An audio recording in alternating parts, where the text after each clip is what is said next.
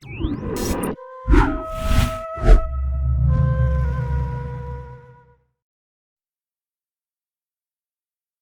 notable reprint. Vocabulary of occult terms. Written for the purpose of mitigating the confusion created by the building of the Tower of Babylon. From the Secret Symbols of the Rosicrucians by Franz Hartmann, M.D. Omnia ab uno is one of the mottos of the Rosicrucians. It expresses the idea that all has been evolved from one, or in other words, that God is one and indivisible, and that the multifarious activities of life which we see in the universe are merely various forms of manifestations of God, or to express it more correctly, of the creative power, the light and substance of life, which emanated from the eternal cause of all existence in the beginning of our day of creation, and which has been called the Logos, the Verbum, or Word, the Christ. As the universal one manifested itself, it assumed various aspects, and it therefore appears as a great variety of powers and as innumerable forms of various substances, although all powers and substances are essentially and fundamentally one. The various terms used in occult science are consequently not intended to describe powers and principles radically different from each other, but merely the various aspects of the one universal principle. And as the aspect of things changes according to the point of view from which they are considered, consequently a name applied to a power, if considered from one point of view, may not be applicable if the same principle is considered from another point of view. Likewise, the four sides of a pyramid originate in one point and end in one, each side appearing to have a distinct individuality of its own.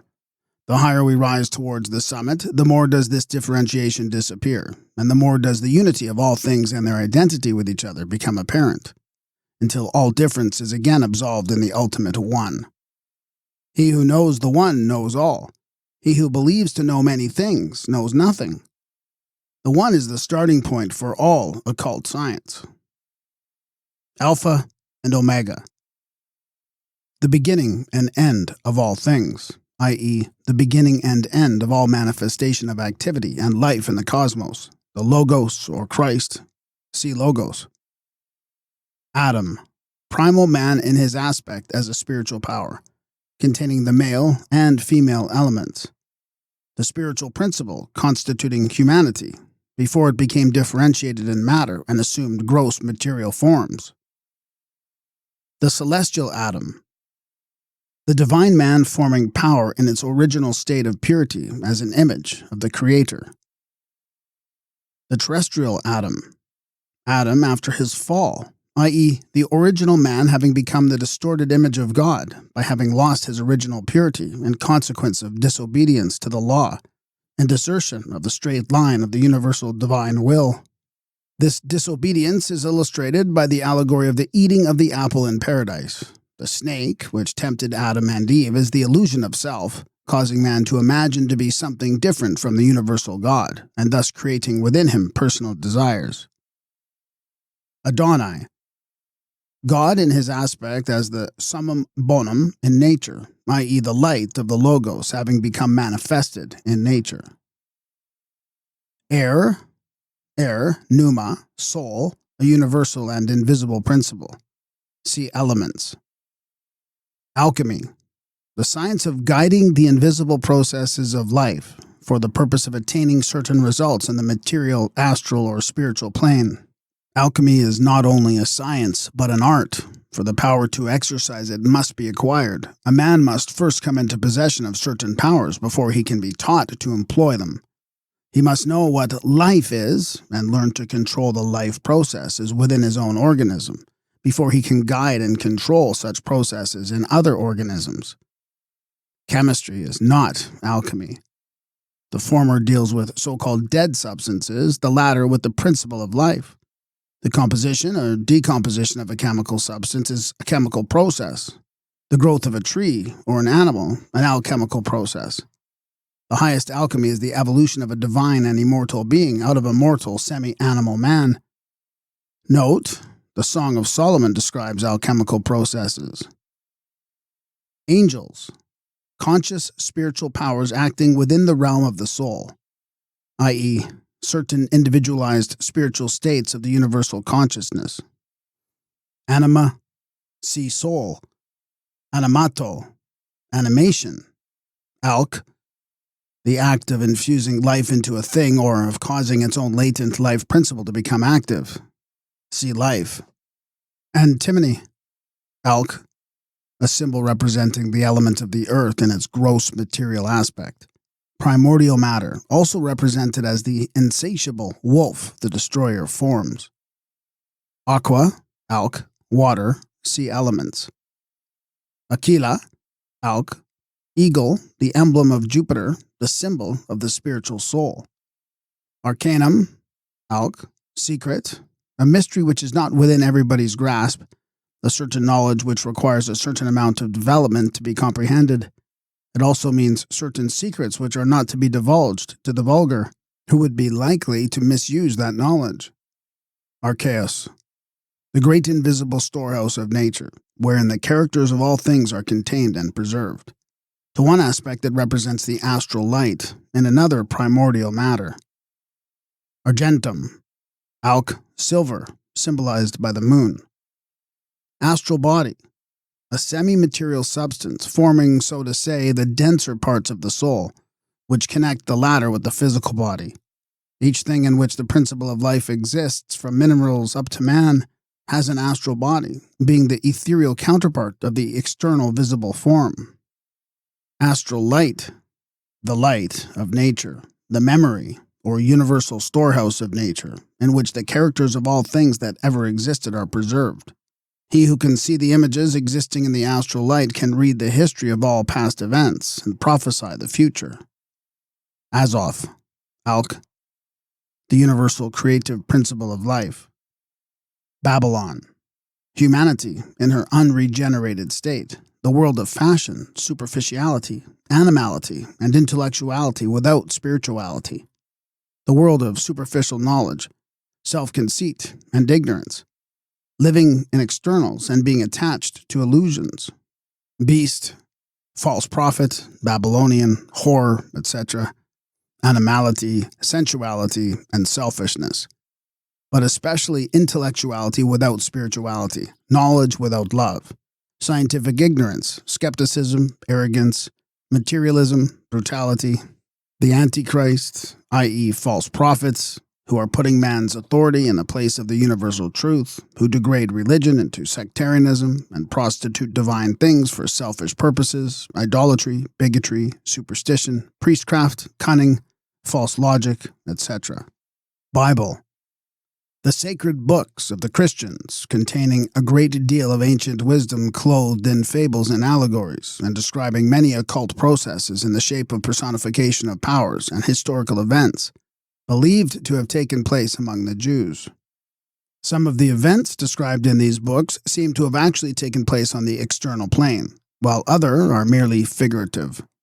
And it appears to be at present impossible to determine in the Bible the exact line between fiction and history. Blood, Alch, the vehicle for the principle of life, the seat of the will. Body, matter, in a certain state of density, exhibiting a form. A body may be visible or invisible, corporeal or ethereal. Kabbalah, the science which teaches the relations existing between the visible and invisible side of nature, i.e. the character of things and their forms in regard to weight, number, and measure. It is the knowledge of the laws of harmony which exist in the universe. Caput mortum, Alch, refuse, dead matter. Caritas, spiritual love, benevolence, charity. Celestial, a spiritual, divine state, a state of perfection. Chaos, the universal matrix or storehouse of nature. See Archaeus. Chimia, chemistry. Sometimes the term refers to the chemistry of life, alchemy. Christ, spiritual consciousness, life, and light. The divine element in humanity, which if it manifests itself in man becomes the personal Christ in individual man. Christ means therefore an internal spiritual living and conscious power or principle, identical in its nature with the Logos, with which the highest spiritual attributes of each human being will become ultimately united, if that human being has developed any such Christ-like attributes. This principle is in itself of a threefold nature, but it appears to be useless to speculate about its attributes, as they will be comprehensible only to him who realizes its presence within himself. See Logos. Note the misconception of the original meaning of the term Christ, Christos, has been the cause of many bloody wars and of the most cruel religious persecutions. Upon such a misconception are still based the claims of certain Christian sects. Christ originally signifies a universal spiritual principle, the crown of the astral light, coexistent from all eternity with the Father, i.e. the divine source from which it emanated in the beginning.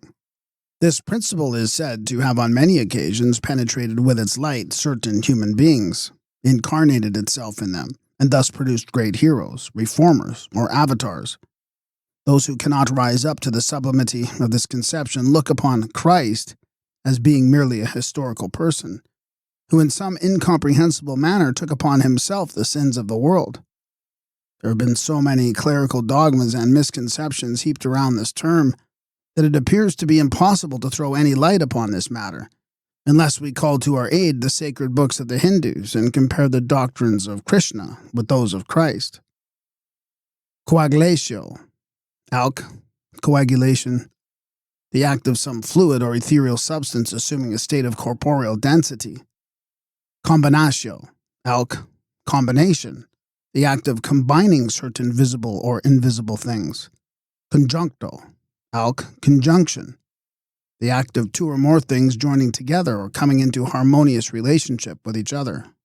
Corpus, alk, body, matter is a state of corporeal density, the vehicle of a power. Creation, the external, visible manifestation of an internal, invisible power. The production of a visible form out of invisible, formless substance. The calling into existence of a form. Note, the term creation has often been misrepresented as meaning a creation of something out of nothing, but we know of no passage in the Bible which might justify such an irrational definition. The only persons who believe that something can come from nothing are certain self-styled scientists, who imagine that life and consciousness are products of the mechanical activity of the body, which is identical with saying that something superior can be produced by something inferior. In other words, by something which, according to all known laws of nature, is not able to produce it. Cross, a symbol expressing various ideas, but especially the creative power of life in a spiritual aspect, acting with the macrocosm of nature and within the microcosm of man. It also represents spirit and matter ascending and descending. The perpendicular beam represents spirit, the horizontal bar the animal or earthly principle, being penetrated by the divine spirit. Universal as well as individual man may be symbolized by a cross. Man's animal body is a cross, or instrument of torture for the soul. By means of his battle with the lower elements of his constitution, his divine nature becomes developed. By means of his physical body, man is nailed to the plane of suffering, appertaining to terrestrial existence. The animal elements are to die upon that cross, and the spiritual man is to be resurrected to become united with the Christ. Death upon the cross represents the giving up of one's own personality and the entering into eternal and universal life. The inscription sometimes found at the top of the cross, consisting of the letters INRI, means, in its esoteric sense, Igni Natura Renovatus Integra. That is to say, by the divine fire of love, all nature becomes renewed. The golden cross represents spiritual life, illuminated by wisdom. It is the symbol of immortality. Deus, God. Devil, the principle of evil, the antithesis of the principle or cause of good, in the same sense as darkness is the antithesis of light. God, being the cause of all powers and principles, is also the cause of the devil, but not its direct cause. For as evil is nothing else but perverted good, likewise the power called devil is, so to say, the reaction of God, or the cause which perverts good into evil. The devil may be said to be the dark and consequently inferior counterpart of God. Consequently, like God, a trinity of thought, word, and its manifestation. Earth, see elements. Eagle, alk, the spiritual soul, the gluten of the white eagle. Pure spiritual love, the fiery substance of the spiritual soul. Elementa, alk, elements, universal and, to us, invisible principles, the causes of all the visible phenomena, whether they are an earthly, material, watery, liquid, airy, gaseous, or fiery, ethereal nature. There are consequently 4 elements, namely, 1. Earth, representing primordial matter, an invisible ethereal substance, forming the basis of all external corporeal appearances. 2. Water, referring to the realm of the soul, the connecting link between spirit and matter. It also represents thought. 3. Fire, representing the realm of the spirit or life. 4. Air, alluding to space or form. It is not, strictly speaking, an element. There is a 5th element, which is the spiritual quintessence, the mercury of all things. Each element may be considered from a variety of aspects. Each element constitutes, so to say, a world of its own, with its own inhabitants, the elementary spirits of nature, and by a combination of those elements under various conditions and endless variety of forms is produced. Elohim, the light of the Logos, in its aspect as a spiritual power or influence, whose presence may be felt as it penetrates the soul and body of the worshipper in his moments of spiritual exaltation. This light having been the cause and beginning of creation, the term Elohim also expresses its aspect as the creative power of the universe. Eva, Eve, the female or generative power in nature, the external mother of all, an ever-immaculate virgin, because she has no connection with any external God, but contains the fructifying spiritual principle, the Holy Ghost, within her own self. The celestial Eve represents Theosophia, divine wisdom, or nature in her spiritual aspect. The terrestrial Eve represents nature in a more material aspect, as the womb or matrix, out of which forms are continually evolved and into which they are reabsorbed. Note, primordial man was a bisexual spiritual being. The separation of sex took place in consequence of the differentiation of spirit in matter. Man is still to a certain extent bisexual, because each male being contains female, and each female being male element. Sex is merely an attribute of the external form. The spiritual man who inhabits the outward form has no particular sex. Evil, the antithesis of good, i.e., the reaction of good against itself, or good perverted. There can be no absolute evil, because such a thing would destroy itself. Ex centro in centrum. Everything originates from one center and returns to that center. Faith, spiritual knowledge, a power by which the spirit may feel the existence of truths which transcend external sensual perception. Faith should never be confounded with belief, the latter being merely a controvertible opinion about something of which nothing is known. Faith rests upon direct perception, belief upon intellectual speculation. Father, Trinity, the divine and incomprehensible fire from which emanated the light, the sun. We cannot conceive of the Father except as the incomprehensible absolute, the cause of all existence, the center of life, becoming comprehensible only when he manifests himself as the Son. In the same sense, a geometrical point is merely an abstraction and incomprehensible, and must expand into a circle before it can become an object of our imagination. Fiat, the active expression of the will and thought of the great first cause, by which God manifested himself in the act of creation. In other words, the energy by which he threw the light which created the universe into an objective existence. The outbreathing of Brahm at the beginning of the Manvantar. Fiat lux, the let there be light. Fides, see faith. Fire, an internal activity whose manifestations are heat and light. This activity differs in character according to the plane on which it manifests itself. Fire, on the spiritual plane, represents love or hate. On the astral plane, it represents desire and passion. On the physical plane, combustion. It is the purifying element, and in a certain aspect identical with life. See elements. Firmament, realm. Space in its various aspects, the physical and mental horizon, that which limits the physical or mental perception, the sky. Fixatio, alk, fixation. The act of rendering a volatile substance, for instance a thought, fixed. The act of rendering the impermanent permanent. Foundation, the real. The basis or center of things, in contradistinction to their phenomenal elusive and transient appearance. We may look upon all things as having a common basis, which in each manifests certain attributes. We may know the attributes of things, but not the thing itself.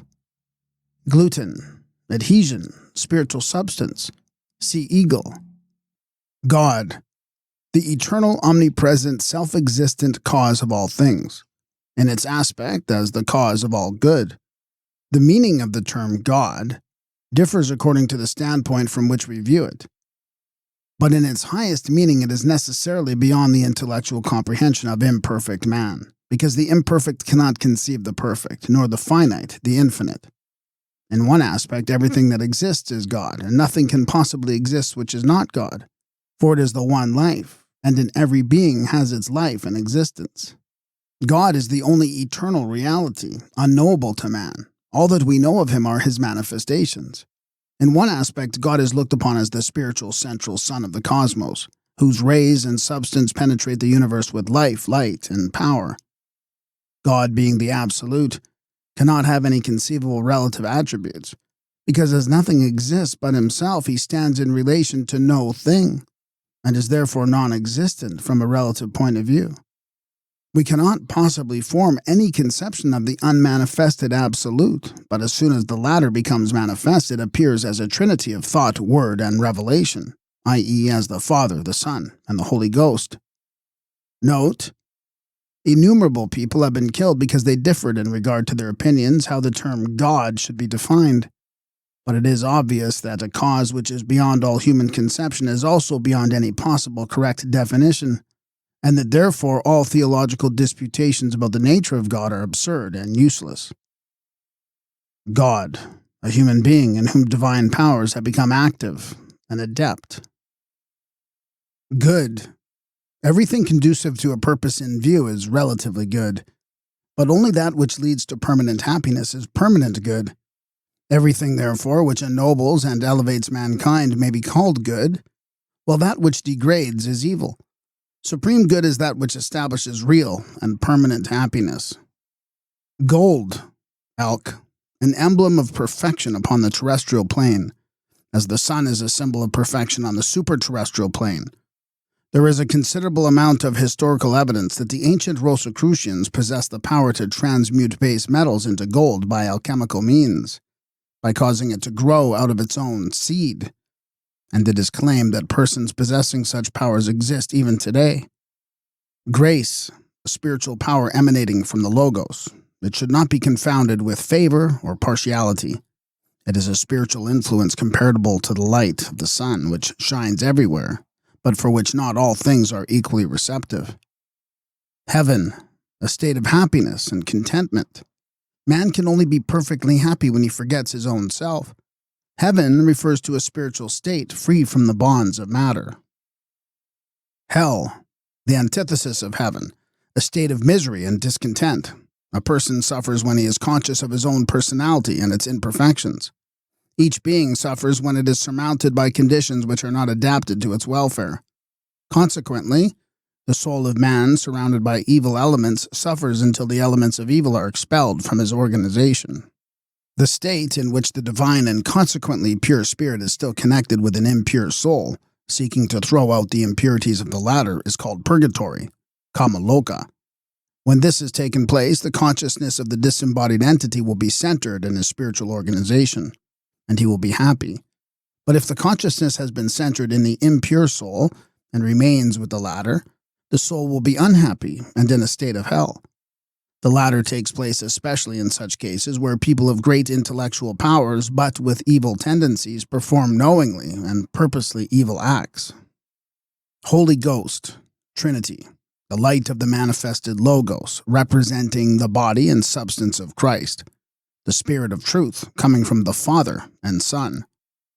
Homo, man. Hope. Spiritual hope is a state of spiritual consciousness resulting from the perception of a certain truth and based upon a conviction that a certain desire will be realized. This kind of hope should not be confused with the hope which rests merely upon opinion, formed by logical conclusions or caused by uncertain promises. Heil, the universal, primordial, invisible principle of matter, containing the germs of everything that is to come into objective existence. See Archaeus. Ignis, fire, illusion, all that refers to form and outer appearance, all that is of a phenomenal character, transient and impermanent, in contradistinction to the real and permanent. Jehovah, Yod-He-Va, God manifest, in the aspect as the creative, transforming, and regenerating power of the universe, the self-existent, universal God. Jerusalem, humanity in its spiritual condition, the soul in a state of purity. Jesus, the divine man, each man's spiritual ego, each person's personal God or Atman, the redeeming principle in man, with which man may hope to become united during his life. Jesus of Nazareth is believed to have been an adept, i.e., a pure and great man, teacher and reformer, in whom the Logos has taken form. In other words, a human being in whom the Christ principle has incarnated itself. Jupiter, the supreme God, Jehovah. Knowledge, science, based upon the perception and understanding of a truth, it should never be confounded with learning, which means an adoption of a certain opinion or theory on the strength of some hearsay or logical speculation. We cannot really know anything except that which we are able to perceive with our external or internal senses. Lapis philosophorum, alch, a mystery known only to the practical occultist who has experienced its power. Lead, alch, symbolized by Saturn, the emblem of matter, the element of earth. Leo, alch, lion, the symbol of strength and fortitude, corresponding to Mars, the blood of the red lion, the vehicle of the life principle. Life, a universal principle, a function of the universal spirit. Note, life is present everywhere, in a stone or plant as well as in an animal or man. There is nothing in nature which is entirely destitute of life, because all things are a manifestation of the one life which fills the universe. In some bodies, the activity of life acts very slow, so that it may be looked on as dormant or latent. In others, it acts rapidly. But a form which is deserted by the life principle ceases to exist as a form. Attraction, cohesion, gravitation, etc. are all manifestations of life, while in animals this activity enters a state of self-consciousness, which is perfected in man. To suppose that life is a product of the mechanical or physiological activity of an organism is to mistake effects for causes and causes for effects. See creation. Light, an external visible manifestation of an internal invisible power. The divine light of grace is a spiritual light, the light of the Logos, illuminating the mind of the adept, the light of nature in the astral light. Limbus, the universal matrix of all things, see Archaeus. Logos and logi, a center or centers of spiritual activity, life and light, existing from all eternity in the manifested God, the Absolute. The Christ principle, which shining into the heart of man may produce an avatar, or Christ. Note, it is taught that at certain periods such an incarnation of the divine light of the Logos takes place upon the earth, and thus causes a new Savior, Redeemer, and Reformer to appear among mankind, teaching the old and half-forgotten truths again by word and example, and thus producing a new revival of the religious sentiment. The ancient religions speak of several such avatars in which the Word has become flesh. Love. Spiritual love is an all-penetrating spiritual power, uniting the higher elements of humanity into one inseparable whole. It is not led by external sensuous attractions. It is the power by which man recognizes the unity of the all, and the product of that knowledge which springs into existence. When man recognizes the identity of his own spirit with the spirit of every other being, this spiritual love should never be confounded with sexual desire, parental affection, etc., which are merely sentiments subject to attraction and change. Lucifer, the bearer of light, an angel of light, possessed of wisdom. Lucifer, in his fallen state, is intellectuality without spirituality, knowledge without the light of wisdom. Lumen, a power emitting light. Luna, see moon, Lux, see light. Macrocosm and microcosm, the great and the little world, the latter being an image or representation of the former, but on a smaller scale. The microcosm of man resembles the macrocosm of the universe in all his aspects, except in external form. Matrix, alch. Womb, the mother, wherein a germ, seed, or principle is brought to ripening. Every germ requires a certain appropriate matrix for its development. Minerals, plants, or animals require a matrix in the incipient state of their growth. Matter, an external manifestation of an internal power. Mercury, alch, one of the three substances, the astral light, the principle of mind, the spiritual quintessence of all things. Metals, alch, certain occult powers. The metals of which a man is made and which produces virtues or vices are more permanent and lasting than the body composed of flesh and blood. Moon, alch, a reflection caused by the rays of the sun. The intellect being a reflection of the divine light emanating from the fire of the heart. Mortificatio, alch, mortification, the art of rendering the lower elements passive so that the higher ones can become active. The art of dissolving the body so that the spirit may become free. Multiplicatio, alch, multiplication, increase, the character is the great multiplicator. Note, not only is man thus an image of God, but every part of our organism has the character of the whole impressed upon it, in the same sense as the qualities of a tree are latent in the seed. It is therefore possible for those who can read in the light of nature to know the character, attributes, and history of a thing by examining one of its parts. Magic, the science and art of employing spiritual powers to obtain certain results. No one can exercise magic unless he possesses magic powers, and to obtain such powers man must be spiritually developed. Magic should never be confounded with sorcery. The former deals with the real, the latter deals with illusions. Magic is the culmination of all sciences and includes them all. But there can be no true science without wisdom, and no wisdom without sanctification. Man, the real man, is an invisible internal and spiritual power, which in its outward manifestation appears as a human being.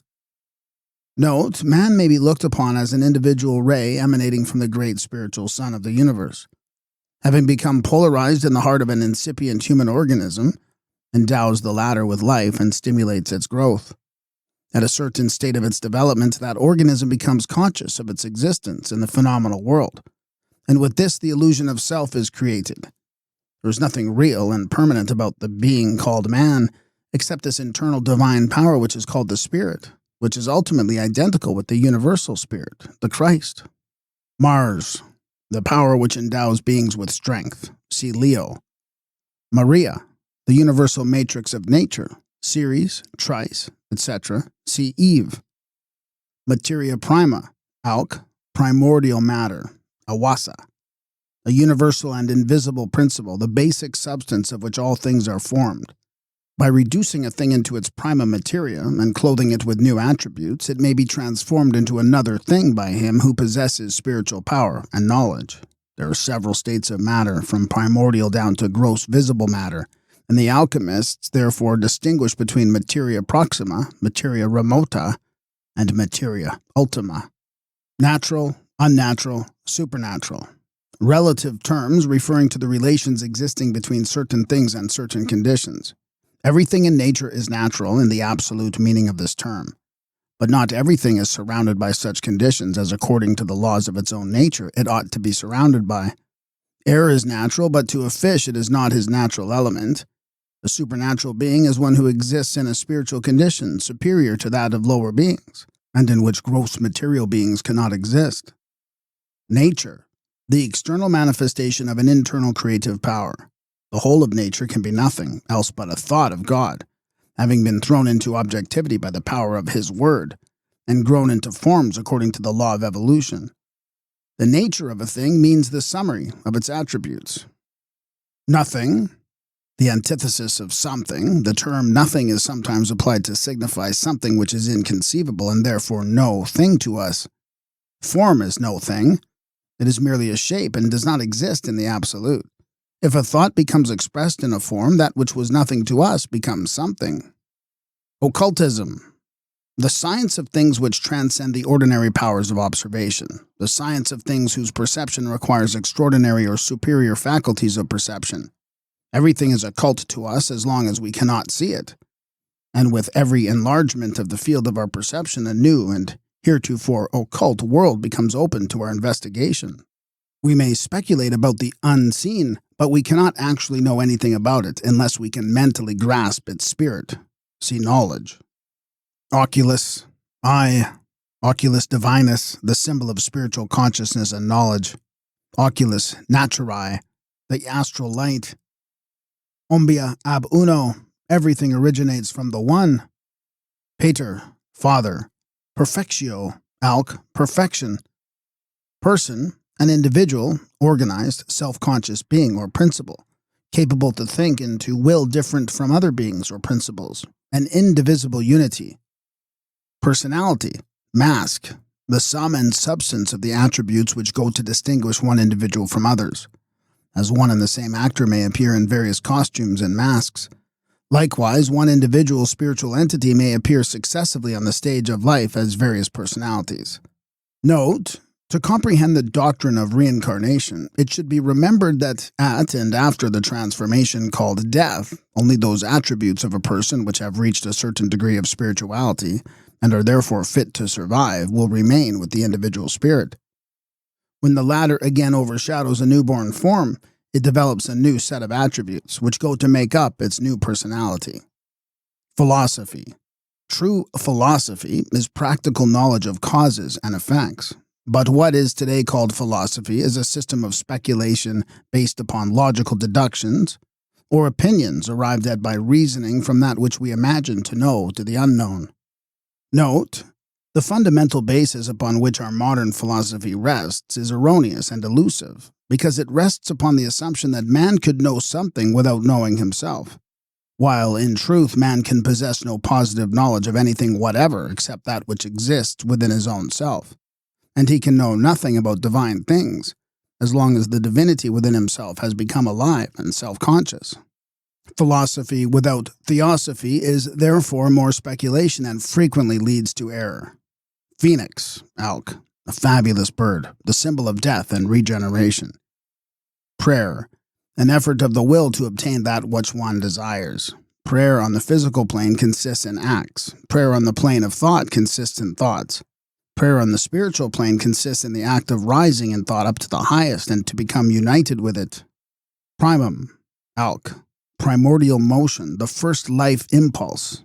Principium, principle, cause, beginning of activity. Prima materia, see materia prima.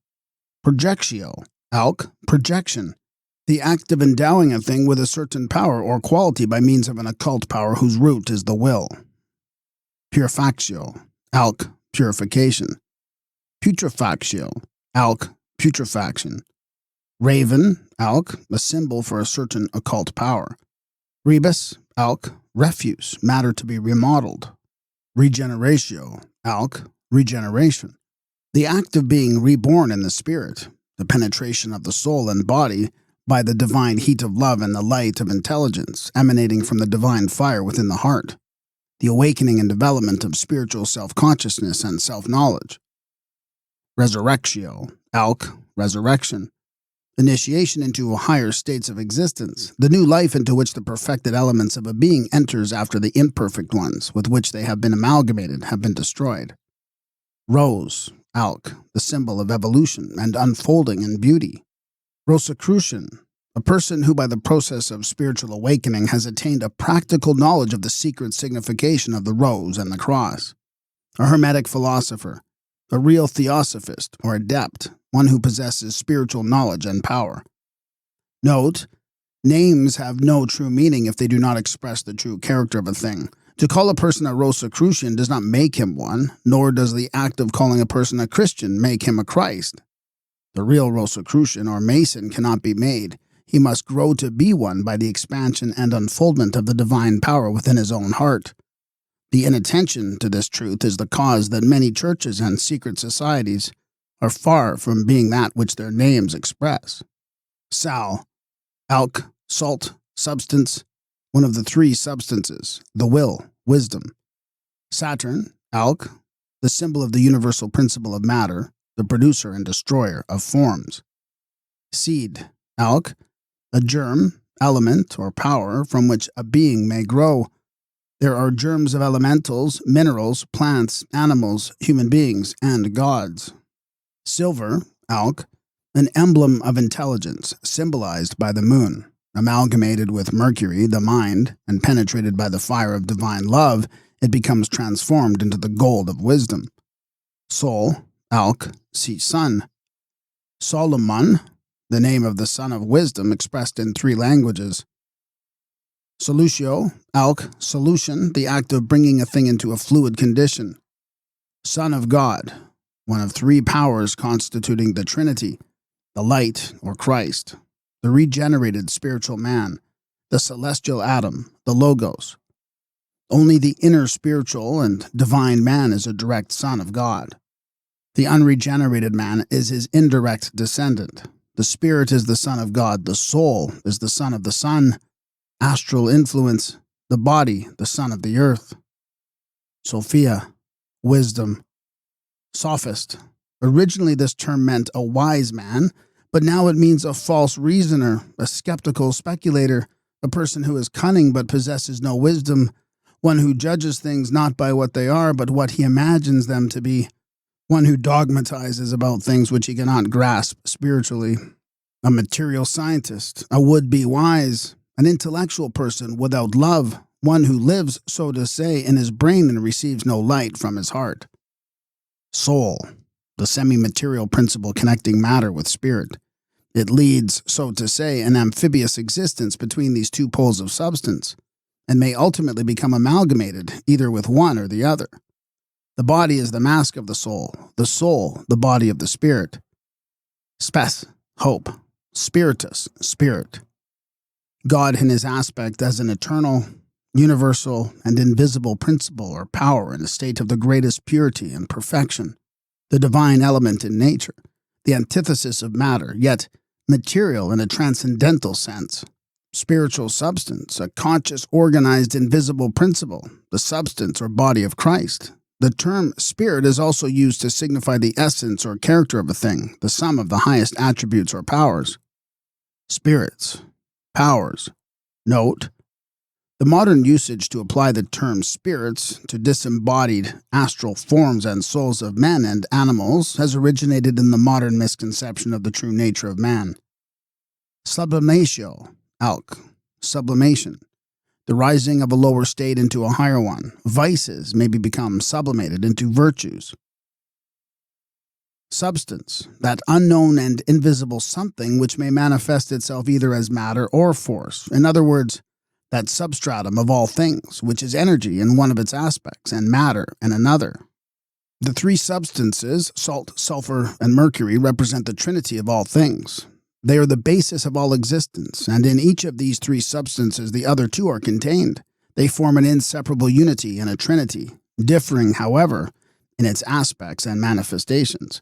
Consequently, in some things the salt, in others the sulfur, and in still others the mercury is preeminently manifest. They represent thought, word, and form, body, soul, and spirit, earth, water, and fire, light, and heat, etc. See Trinity. Sulfur, Alk, one of the 3 substances, the principle of love, the invisible fire. Sun, Alk, the symbol of wisdom, the center of power or heart of things. The sun is a center of energy and a storehouse of power. Each living being contains within himself a center of life, which may grow to be a sun. In the heart of the regenerated, the divine power, stimulated by the light of the Logos, grows into a sun which illuminates his mind. The spiritual sun of grace, the Logos or Christ, the natural sun, the center of all powers contained in our solar system. Note, the terrestrial sun is the image or reflection of the invisible celestial sun. The former is in the realm of spirit, but the latter is in the realm of matter. But the latter receives its power from the former. See Logos. Superiors and inferiors, alchemy, the above and below, the internal and external, the celestial and terrestrial. Everything below has its ethereal counterpart above, and the 2 act and react upon other. In fact, they are one and merely appear to be 2. Tartarus, alc, matter, residuum, a substance which has been disposited by a fluid or crystallized out of the latter, the gross elements of the soul. Terra, earth, terrestrial, an earthly or imperfect state. Theology, a system which teaches the nature and action of divine powers and their relation to man. Some ancient theologies are the products of certain spiritual developed persons who were capable to perceive and understand spiritual truths, and who laid down the result of their experience in certain systems, and described what they knew, usually in some allegorical forms. Modern theology is a system of speculation based upon the knowledge of external symbols and allegories without any understanding of the true meaning of the latter. Theosophy, supreme wisdom, the knowledge of divine powers obtained by him who possesses such powers. Theosophy is therefore identical with self-knowledge. Theosophist, a person whose mind is illuminated by the spirit of divine wisdom, one who is able to mentally grasp the spirit of a thing and to understand it, one who has attained a self-knowledge of the divine powers existing in his own organization. Tinctura, alc, tincture, an ethereal or spiritual substance which by impregnating another substance endows tinctures the latter with its own properties. If a gross principle is penetrated by a higher one, the former is said to be tinctured, colored by the latter one. Trinity, the all, the whole of the universe, everything is a trinity, and 3 is the number of form. Every conceivable thing consists of matter and motion and space, and the 3 are forever one and inseparable. God is a trinity, and the universe being a manifestation of God, every part of the universe must necessarily be a trinity. Everything is a product of thought, will, and substance. Form, i.e. mercury, sulfur, and salt. Unification, at one-ment, the art of uniting into one. Unification with the Eternal One is the only aim and object of all true religion. All things are originally one. They are all states of one universal divine consciousness. They merely appear to be different from each other on account of the illusion of form. Differentiation and separation exist merely at the surface of the periphery of the all. The center is one. To become reunited with the center is to enter the real and to become divine and immortal. After a man has become united with his own higher self, he may become united with Christ. Note, this process of regeneration and unification is taught in all the religions of the East. But although the whole Christian religion is based upon this truth, it is nevertheless universally misunderstood by modern Christians who expect to obtain salvation rather through the merit of another than by their own exertion. To understand the process of regeneration and unification requires an understanding of the real nature of man and of his relations to nature, a science which in our modern times is nowhere in Europe taught in schools, because our theologians and scientists are themselves ignorant of the true nature of man, and because mankind finds it easier to accept a belief than to acquire knowledge. Universe, the cosmos, the all, beyond which nothing can exist, because there is no beyond. The whole of the visible universe is a manifestation of the internal, invisible divine power called the Spirit of God. It is the substance of God, shaped by his thought into images and thrown into objectivity by an exercise of his will. Whatever God thinks, that he expresses in the word, and that he speaks becomes an act. All this takes place according to law, because God is himself the law and does not act against himself. Venus, alc, the principle of love. Verbum, the word, the alpha and omega, the Christ or logos, the expression of a divine thought, the power emanated in the beginning from the eternal center, the origin of all life. Ver, man, a human being in whom the male elements are preponderating. Virgin, celestial, see Eve. Visible and invisible, relative terms referring to things which are usually beyond the powers of perception of ordinary man in his normal state. What may be invisible to one may be visible to another. Water, see elementa. Will, the one universal and fundamental power in the universe, from which all other powers take their origin. Fundamentally, it is identical with life. It manifests itself in the lower planes of existence as attraction, gravitation, cohesion, on the higher planes as life, will, spiritual power, etc., according to the conditions in which it acts. The will is a function of the universal Spirit of God. and there is no other power in the universe but the will of God, acting consciously or unconsciously, natural or unnatural, if perverted by man. Man can have no will of his own.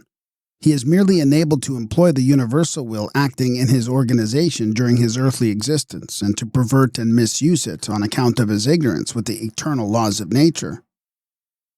Wisdom, the highest conceivable attribute of the Spirit, conceivable, like all other powers, only by him in whom wisdom has become manifest and who is thereby rendered wise.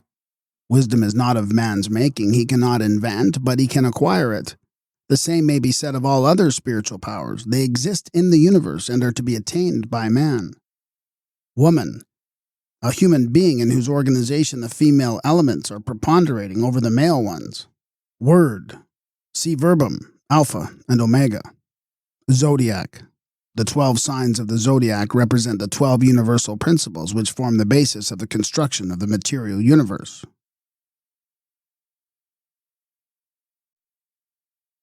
A notable reprint. The Discipline and Doctrine of Pythagoras. From The History of Philosophy, Thomas Stanley, London, 1687. The great authority and esteem of Pythagoras amongst his disciples.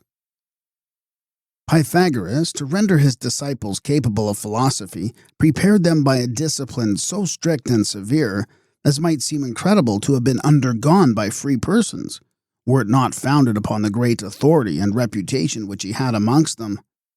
The credit of their opinions they conceived to be this, that he who first communicated them was no ordinary person, but a god, and one of these Occult Mutta is who Pythagoras was, for they say he was Hyperborean Apollo. In confirmation hereof, they instance those wonders related in his life, and the like, which being acknowledged to be true, and it being impossible they should all be performed by one man, they conceive it manifest, that these relations are to be ascribed not to a human person, but to something above mankind. This they acknowledge, for amongst them there is a saying that two-footed man and bird is and another third, by which third they meant Pythagoras, and Aristotle in his book of Pythagoric philosophy relates that such a division as this was preserved by the Pythagoreans amongst their ineffable secrets. Of rational animals one kind is God, another man, a third between both these, Pythagoras. They esteemed Pythagoras in the next place to the gods, as some good genius indulgent to mankind, some affirming that he was Pythian, others Hyperborean Apollo, some one of those genii who dwell in the moon, others one of the celestial deities appearing at that time in human shape, for the benefit and direction of mortal life, that he might communicate the wholesome illuminations of beatitude and philosophy to mortal nature, than which a greater good can never come, nor shall ever come, which is given by the gods through the means of this Pythagoras. Whence, to this day, the proverb of the fair-haired Samian is used for most reverend person.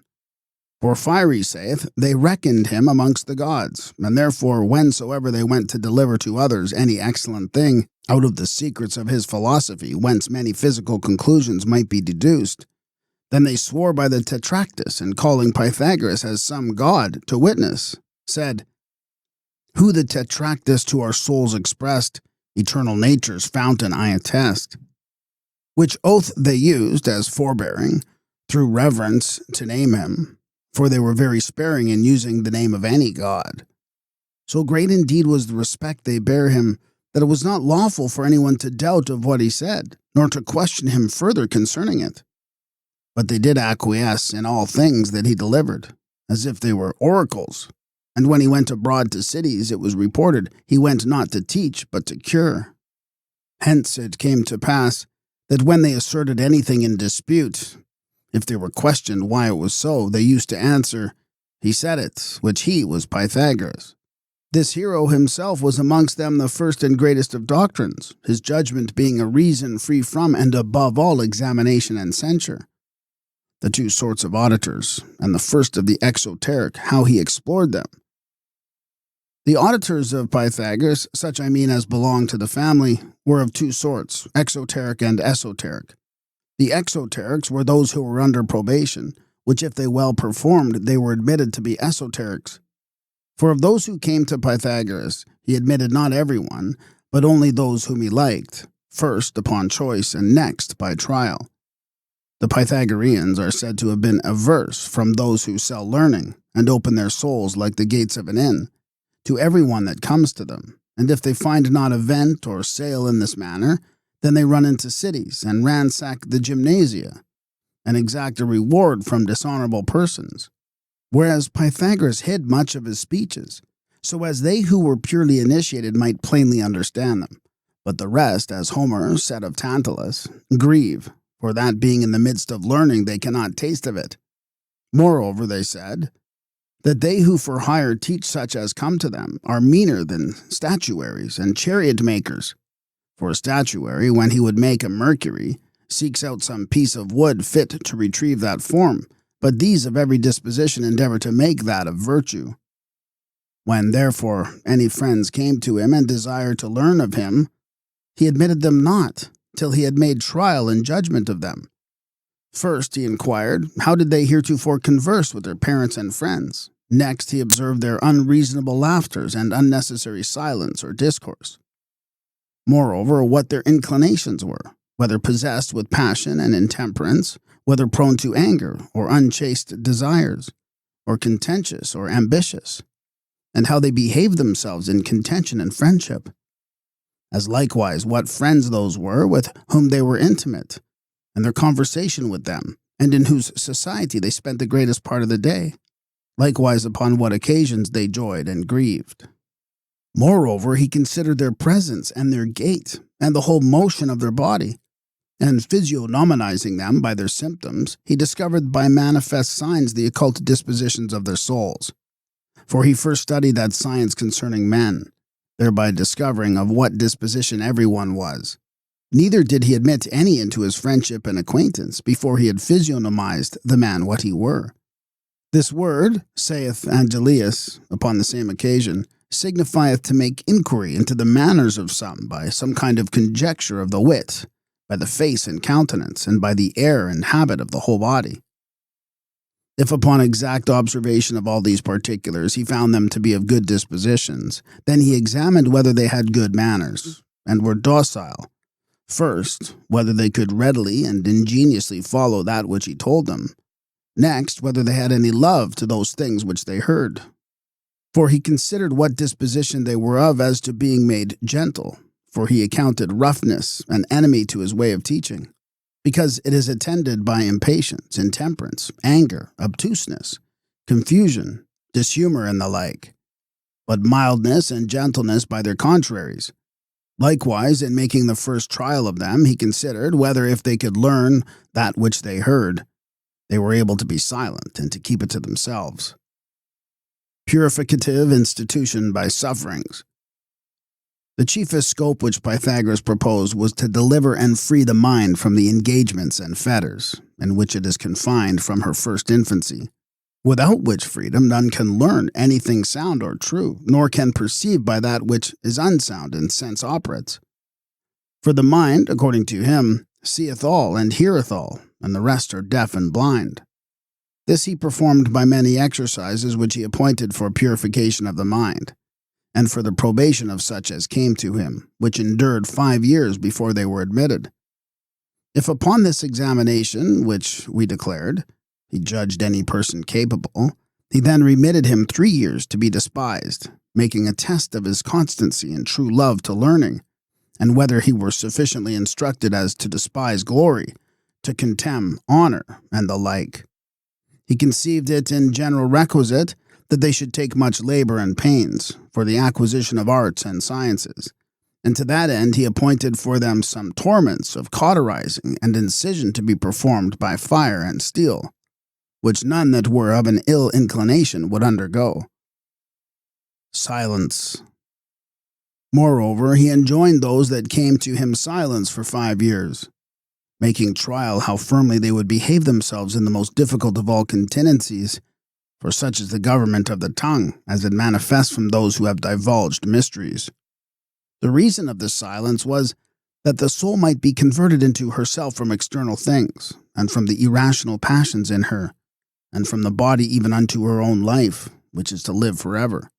Or as Clemens Alexandrinus expresses it, that his disciples, being diverted from sensible things, might seek God with a pure mind. Hence Lucian, to the demand how Pythagoras could reduce men to the remembrance of the things which they had formerly known, for he held science to be only reminiscence, makes him answer first by long quiet and silence, speaking nothing for 5 whole years. Yet Agellius affirms that he appointed not the same length of silence to all, but several to several persons, according to their particular capacities. And Apuleius, that for the graver sort of persons, this taciturnity was moderated by a shorter space, but the more talkative were punished, as it were, by exile from speech 5 years. He who kept silence heard what was said by others, but was not allowed either to question, if he understood not, or to write down what he heard. None kept silence less than 2 years. Agellius adds that these within the time of silence and hearing were called acoustici.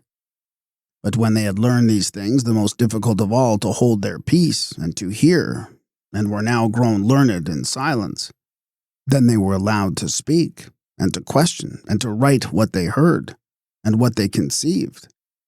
At this time they were called mathematici, from those arts which they then began to learn and to meditate. Thus Agellius, how rightly, I question.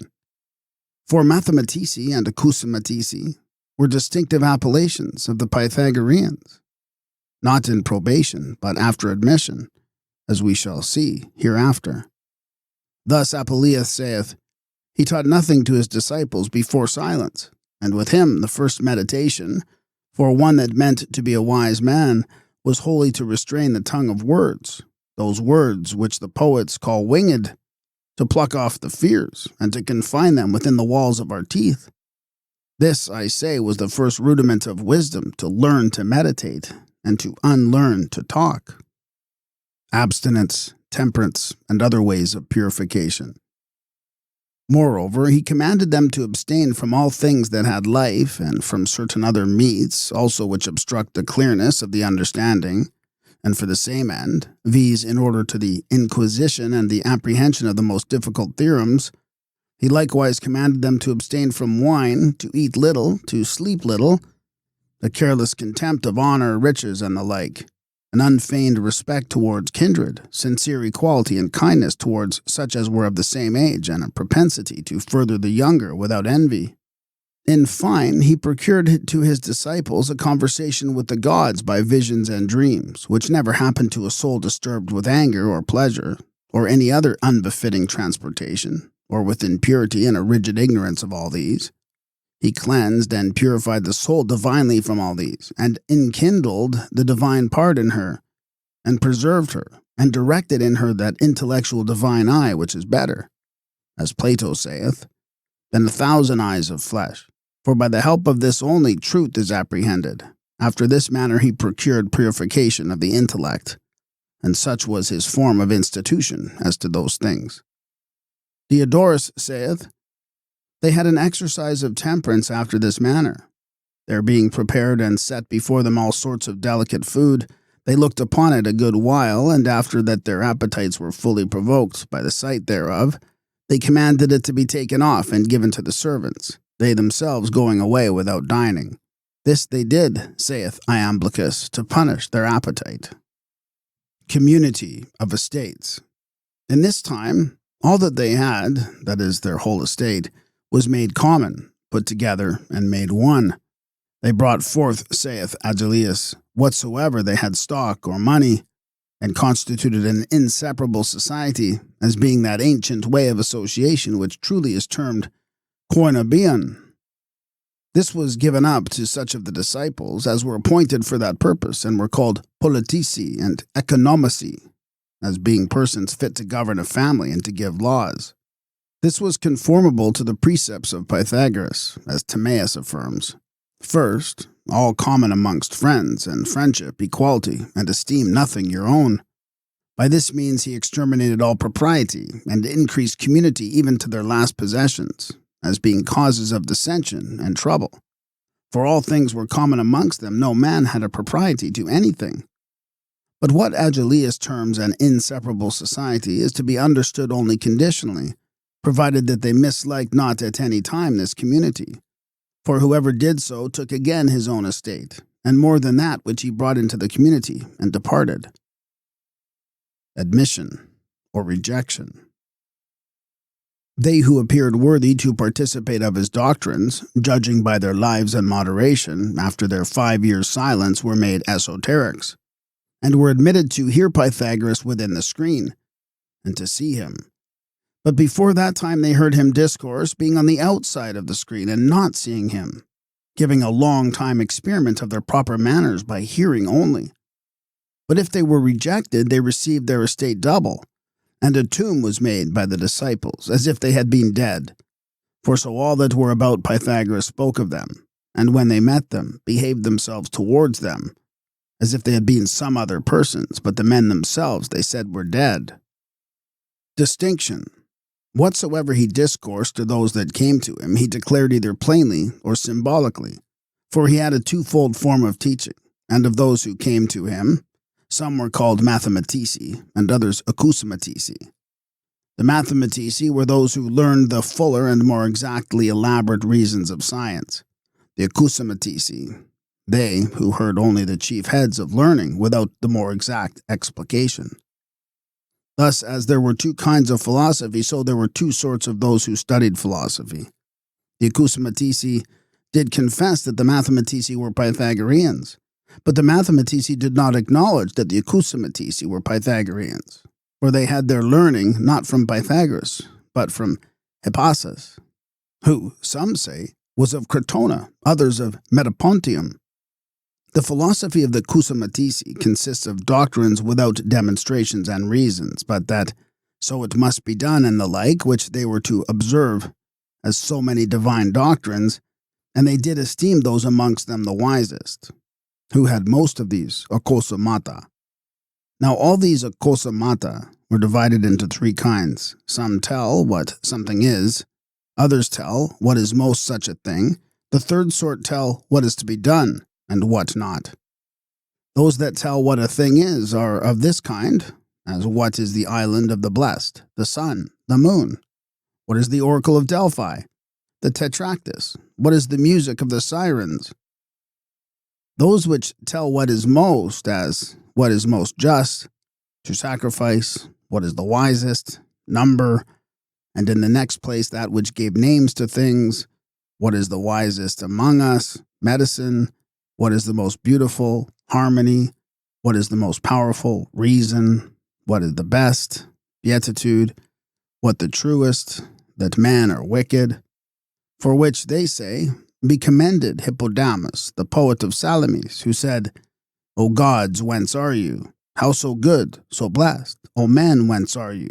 How with ill possessed? These and such like are the Acousmata of this kind.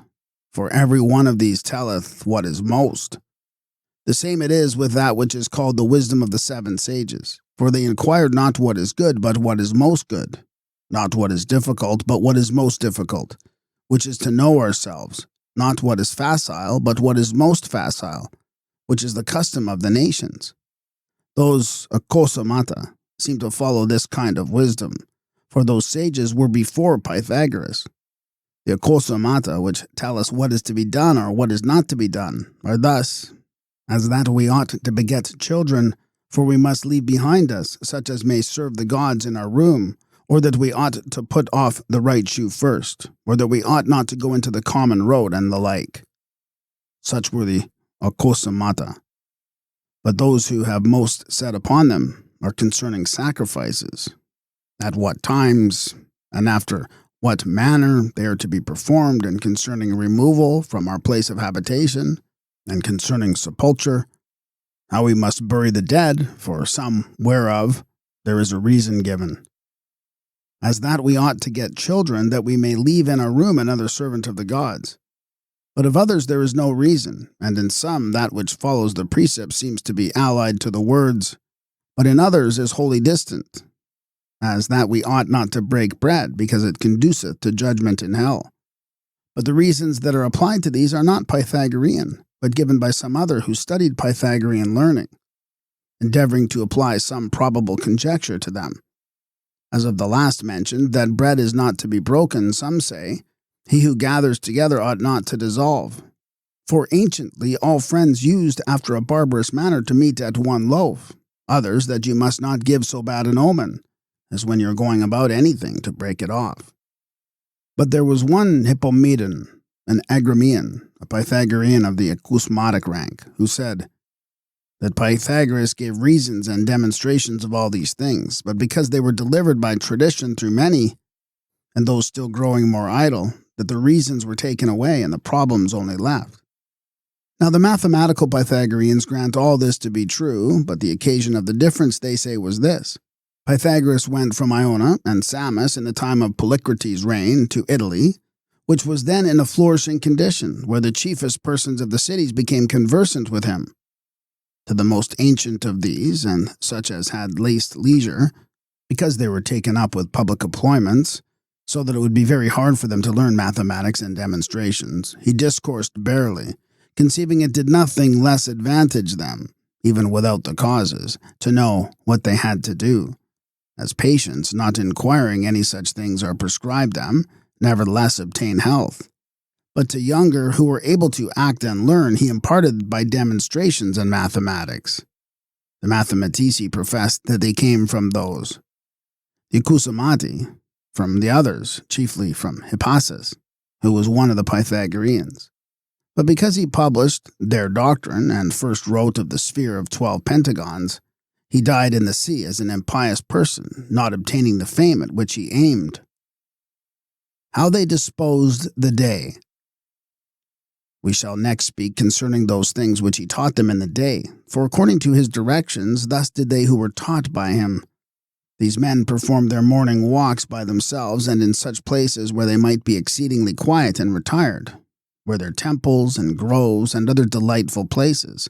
For they thought it was not fit they should speak with anyone till they had first composed their souls and fitted their intellect, and that such quiet was requisite for the composure of their intellect. For as soon as they arose to intrude among other people, they thought a tumultuous thing. Therefore all the Pythagoreans ever made choice of the most sacred places. After their morning walk they came to one another, chiefly in the temples or in some such places. They made use of these times for doctrines and disciplines, and rectification of their manners. After they had studied a while, they went to their morning exercises. The greater part used to anoint themselves and run places.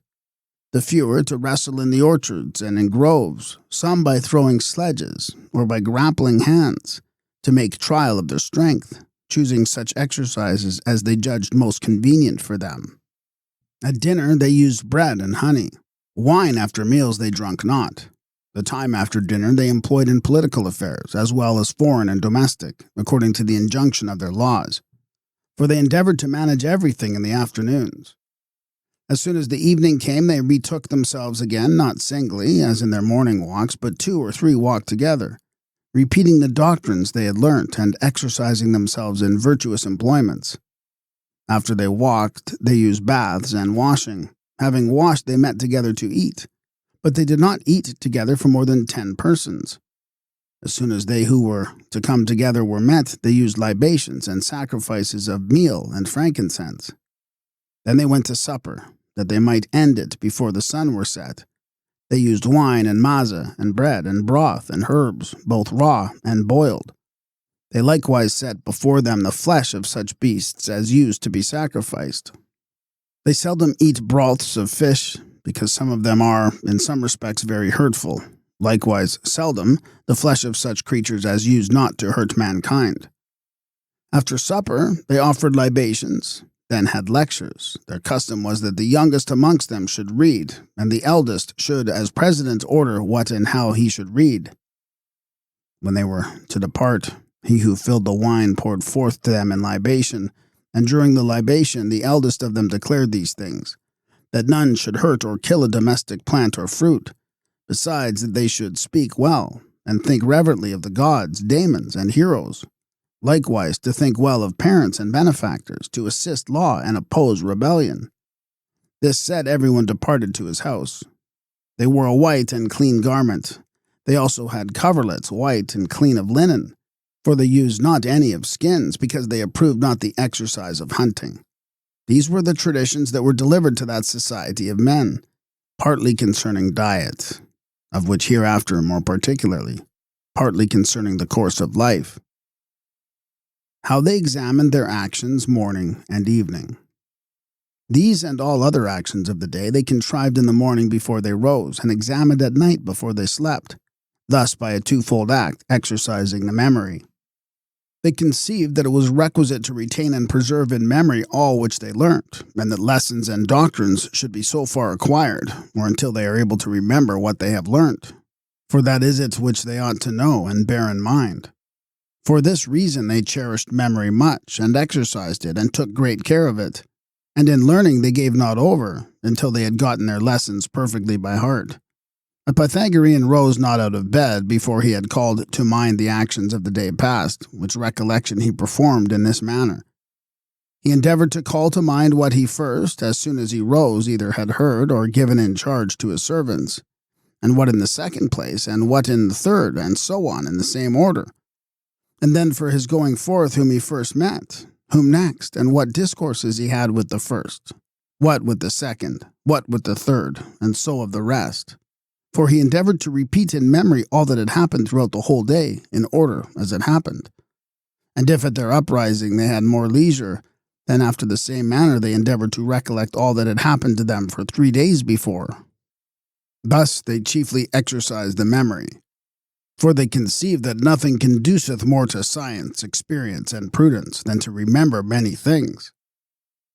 This was conformable to the institution of Pythagoras, for he advised to have regard chiefly to 2 times, that when we went to sleep, and that when we arose from sleep, at each of these we ought to consider what actions are past and what to come. Of the past we ought to require an account of ourselves, of the future we ought to have a providential care.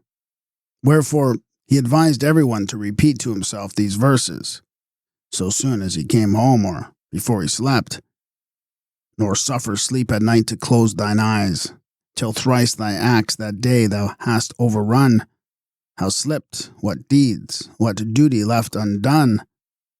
And before they arose, these, as soon as ere thou wakest, in order lay the actions to be done that following day. To this effect, Ausonius hath a Pythagorical Ocrasis, as he terms it, a good wise person, such as hardly one, of many thousands to Apollo known. He his own judge strictly himself surveys, nor minds the nobles of the commons' ways, but like the world itself is smooth and round, in all his polished frame no blemish found. He thinks how long Cancer the day extends, and Capricorn the night himself propends. In a just balance that no flaw there be, nothing exuberant, but that all agree. Within that all be solid, nothing by a hollow sound betray vacuity, nor suffer sleep to seize his eyes. Before all acts of that long day he hath run over, what things were missed, what done in time, what not. Why here respect or reasons there forgot, why kept the worse opinion, when relieved the beggar, why with broken passion grieved. What wished which had been better not desired, why profit before honesty required? If any by some speech or look offended, why nature more than discipline attended? All words and deeds thus searched from morn to night, he sorrows for the ill, rewards the right. Secrecy. Besides the 5-year silence of the Pythagoreans, whilst they were exoterics, there was another termed perpetual or complete silence, or secrecy, proper to the esoterics, not amongst one another, but towards all such as were not of their society. The principal and most efficacious of their doctrines they all kept ever amongst themselves, as not to be spoken. With exact ecchymithia, silence, towards extraneous persons, continuing them unwritten and preserved only by memory to their successors, to whom they delivered them as mysteries of the gods, by which means nothing of any moment came abroad from them. What had been taught and learnt a long time was only known within the walls. And if at any time there were any extraneous, and as I may say, profane persons amongst them, the men, so commonly were the Pythagoreans termed, signified their meaning to one another by symbols. Hence Lysis, reproving Hipparchus for communicating the discourse to uninitiated persons, void of mathematics and theory, with, saith, they report, that you teach philosophy in public to all that come, which Pythagoras would not do, as you, Hipparchus, learnt with such pains. But you took no heed after you had tasted, O noble person, the Sicilian delicacies, which you ought not to have tasted a second time. If you are changed, I shall rejoice. If not, you are dead to me.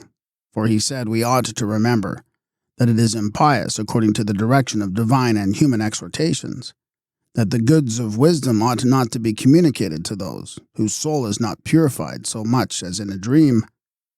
For it is not lawful to bestow on everyone that which was acquired with so much labor, nor to reveal the mysteries of the Eleusinian goddesses to profane persons. For they who do both these are alike unjust and irreligious.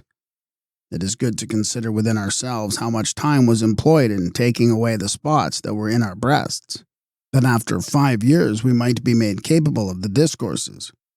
For as dyers first wash and wring out their clothes they intend to dye, that they may take the dye so, as that it can never be washed out or taken away. In like manner the divine prepared those who were inclined to philosophy, lest he might be deceived by those of whom he hoped they would have proved good and honest. For he used no adulterate learning, nor the nets wherewithin many of the sophists entangle the young men, but he was skillful in things divine and human, whereas they, under the pretense of his doctrine, do many strange things, inveigling the young men unbeseemingly, and as they meet them, whereby they render their auditors rough and rash. For they infuse free theorems and discourses into manners that are not free but disordered, as if into a deep well full of dirt and mire we should put clear transparent water. It troubles the dirt and spoils the water. The same is it as to those who teach and are taught. For about the minds and hearts of such are not initiated there grows thick and tall coverts, which darken all modesty and meekness and reason, hindering it from the increasing there. Hence springs all kinds of ills growing up and hindering the reason, and not suffering it to look out. I will first name their mothers, intemperance and avarice, both exceeding fruitful. From intemperance spring up unlawful marriages, lust and drunkenness and perdition, and unnatural pleasures, and certain vehement appetites leading to death and ruin. For some have been so violently carried away with pleasures that they have not refrained from their own mothers and daughters, but violating the commonwealth and the laws tyrannically imprison men, and carrying about their stocks violently hurry them to destruction. From avarice proceed rapines, thefts, parricides, sacrileges, poisonings, and whatsoever is allied to these. It behooves, therefore, first to cut away the matter wherein these vices are bred, with fire and sword, and all arts of discipline, purifying and freeing the reason from these evils, and then to plant something that is good in it. Thus, Lysis, neither is that expression, if you are not changed, you are dead to me, to be understood simply. For this Hipparchus, because he communicated and publicly set forth by writing the Pythagoric doctrines, was expelled the school, and a tomb was made for him, as if he were dead, according to the custom formerly mentioned. So strict were the Pythagoreans in observance of this secrecy. A notable reprint. The Druid ceremony of Stonehenge. The grand conventional festival of the Britons, from the costume of the original inhabitants of the British Islands, by Samuel Rush Mayrick, LL.D. and FSA, and Charles Hamilton Smith, Esquire, William Bulmer and Co., London, 1815. The following being a description and reproduction of Plate 11, ed. The superstition of the Druids corresponded with that of the world in general, not only in its theology, but also in the ceremonies by which the deities were worshipped. The penetrating and accurate Caesar, marking this similarity, does not hesitate to affirm that they adored Mercury, Apollo, Mars, Jupiter, and Minerva, adding, "Their opinion respecting these nearly coincides with that of other nations." Dionysius informs us that the rites of Bacchus were duly celebrated in the British Islands, and Strabo cites the authority of Artemidorus that in an island close to Britain, Ceres and Proserpine are venerated with rites similar to the orgies of Samothrace.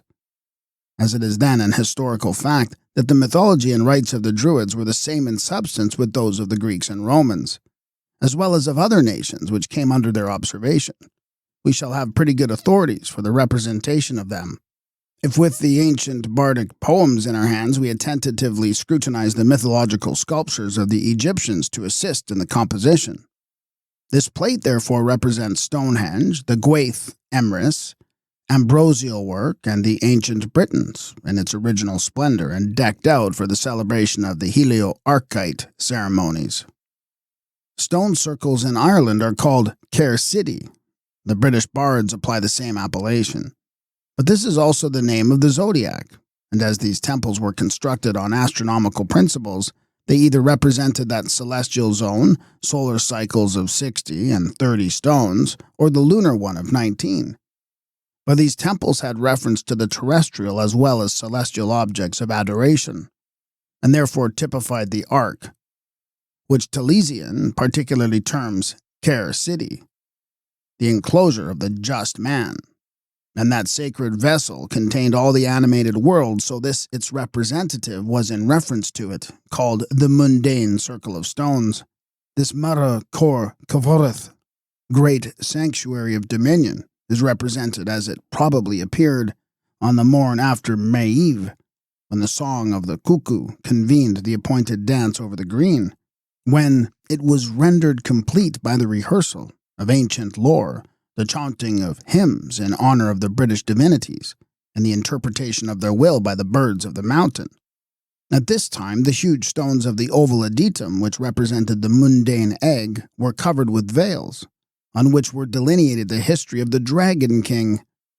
On the principal trithlon of these appeared the gliding king with expanding wings, before whom the fair one retreats, or Jupiter in the form of a dragon about to violate Proserpine and become the father of Bacchus.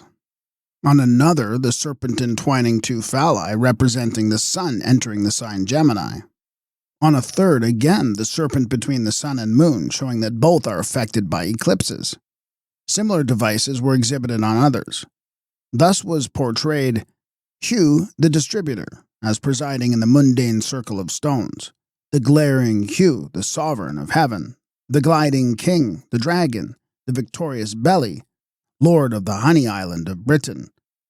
And now we see, rapidly moving in the course of the sky in circles, in uneven numbers, druids and bards unite in celebrating their dragon, leader. Talesian describes the preparation for the solemn periodical rite performed on this day, viz., the removing of the shrine out of the cell in the Archite Island, which seems to have been surrounded only at high water. In his account we may remark a ritual observation of the time of flood, alluding to the deluge, a fanatical rite of piercing the thigh so as to draw blood, and a ceremonial adorning of the sacred rock, which was at that time to display the countenance of the Archite god. Again, that this was done at the dawn, that the helio-archite god might be coming forth from the cell at the precise hour of the sun's rising, that this rock was the chief place of tranquility, for here the divinity was supposed to reside, excepting at the time of the solemn procession. And lastly, that this patriarchal god, the supreme proprietor, was he who received his family exiled from the world into his ark or sanctuary. And Nurin thus details the different days' ceremonies. In the festival on the eve of May, they celebrate the praise of the holy ones, the Helio, the lunar archite deities, in the presence of the purifying fire, which was made to ascend on high. On Tuesday they wear their dark garments, in allusion to the darkness of the ark during the patriarch's confinement. On the Wednesday they purified their fair attire, typifying Noah's restoration to light. On the Thursday they truly performed their due rites. On the Friday the victims were conducted round the circles. On the Saturday their united exertions were displayed without the circular dome. On the Sunday, the men with red blades were conducted round the circle, and on the Monday the banquet was served.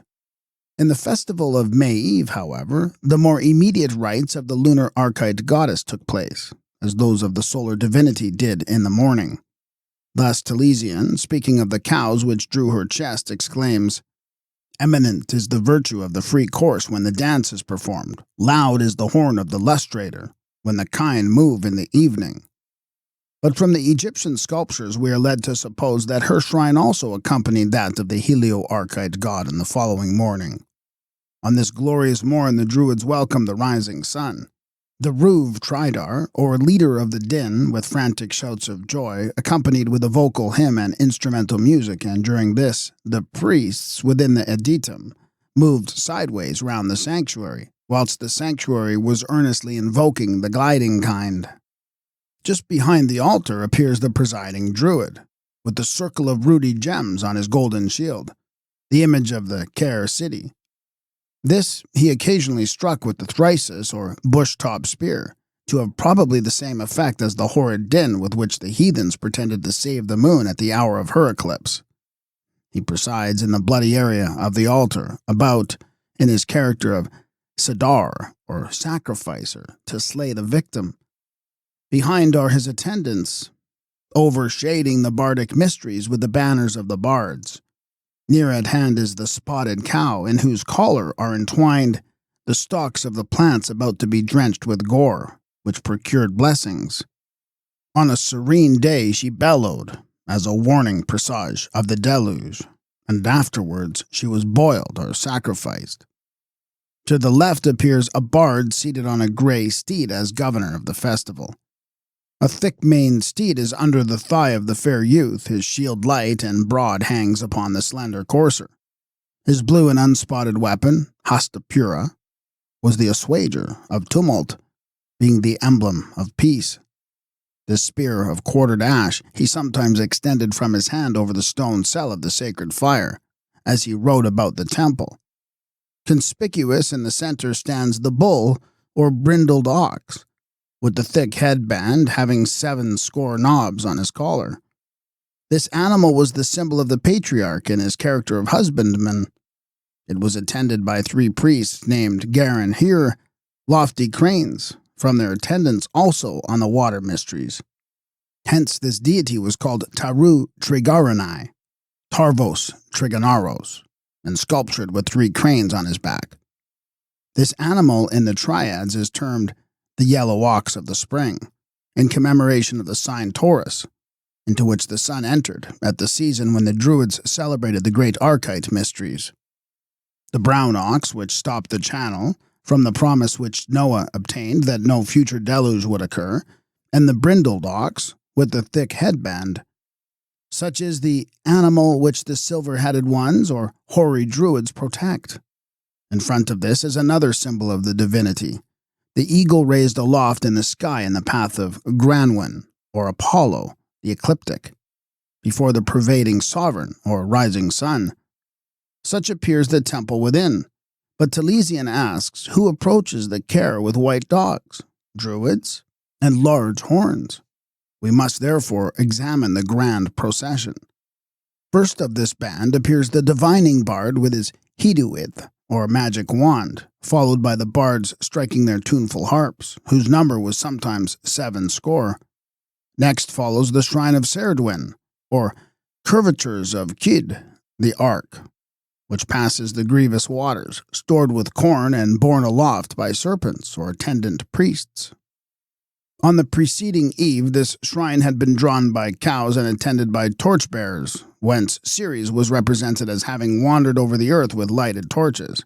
Now it is attended only by 3 priests, the Hierophant, who represented the great creator, one bearing a torch, who personated the sun, and the herald, who as the especial minister of the goddess was regarded as a symbol of the moon. Next comes the house or shrine of the Helio-Archite god, recovered from the swamp, which is preceded by the assembled train dancing after their manner and singing in cadence, some with garlands of ivy on their brows, others with cornute caps. These are the oxen of Hugh the Mighty, with part of his chain, the symbol of his confinement, and his 5 attendants, which we now behold with golden harness of active flame. These have drawn the avank, or huge monster, from the lake, during which the attendants sing a piece of music still known to a few persons in Wales, called the Kainura Uchain Anaug, which was an imitation of the lowing of oxen and the rattling of chains. The hunched oxen which the Druids employed in this rite were probably of the finest breed which the country afforded. but distinguished either by the size of their horns or some peculiar mark, and set apart for sacred use. They are now drawing the Avanc to where Talesian intimates the Diluvian patriarch found rest, viz., the spot on which the spotted cow was sacrificed. Originally, 3 oxen drew the Avanc, and probably represented the sons of the patriarch, but as Ham incurred the displeasure of his father, so one is said to have been unequal to the task and consequently left behind. But the 2 oxen of distinguished honor put their necks under the car of the lofty one. Majestic were they. With equal pace they moved to the festival.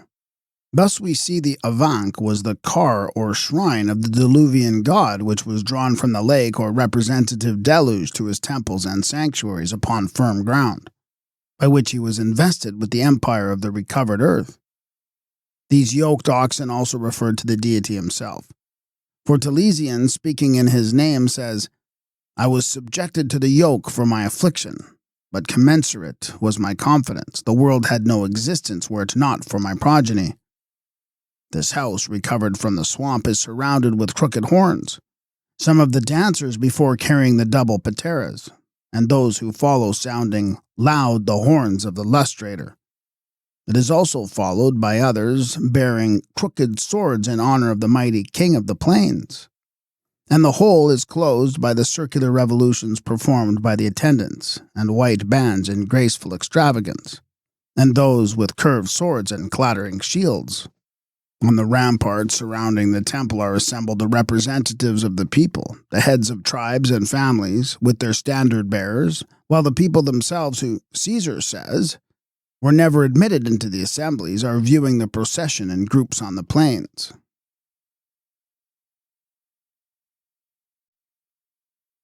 A notable reprint. The Platonic Philosopher's Creed.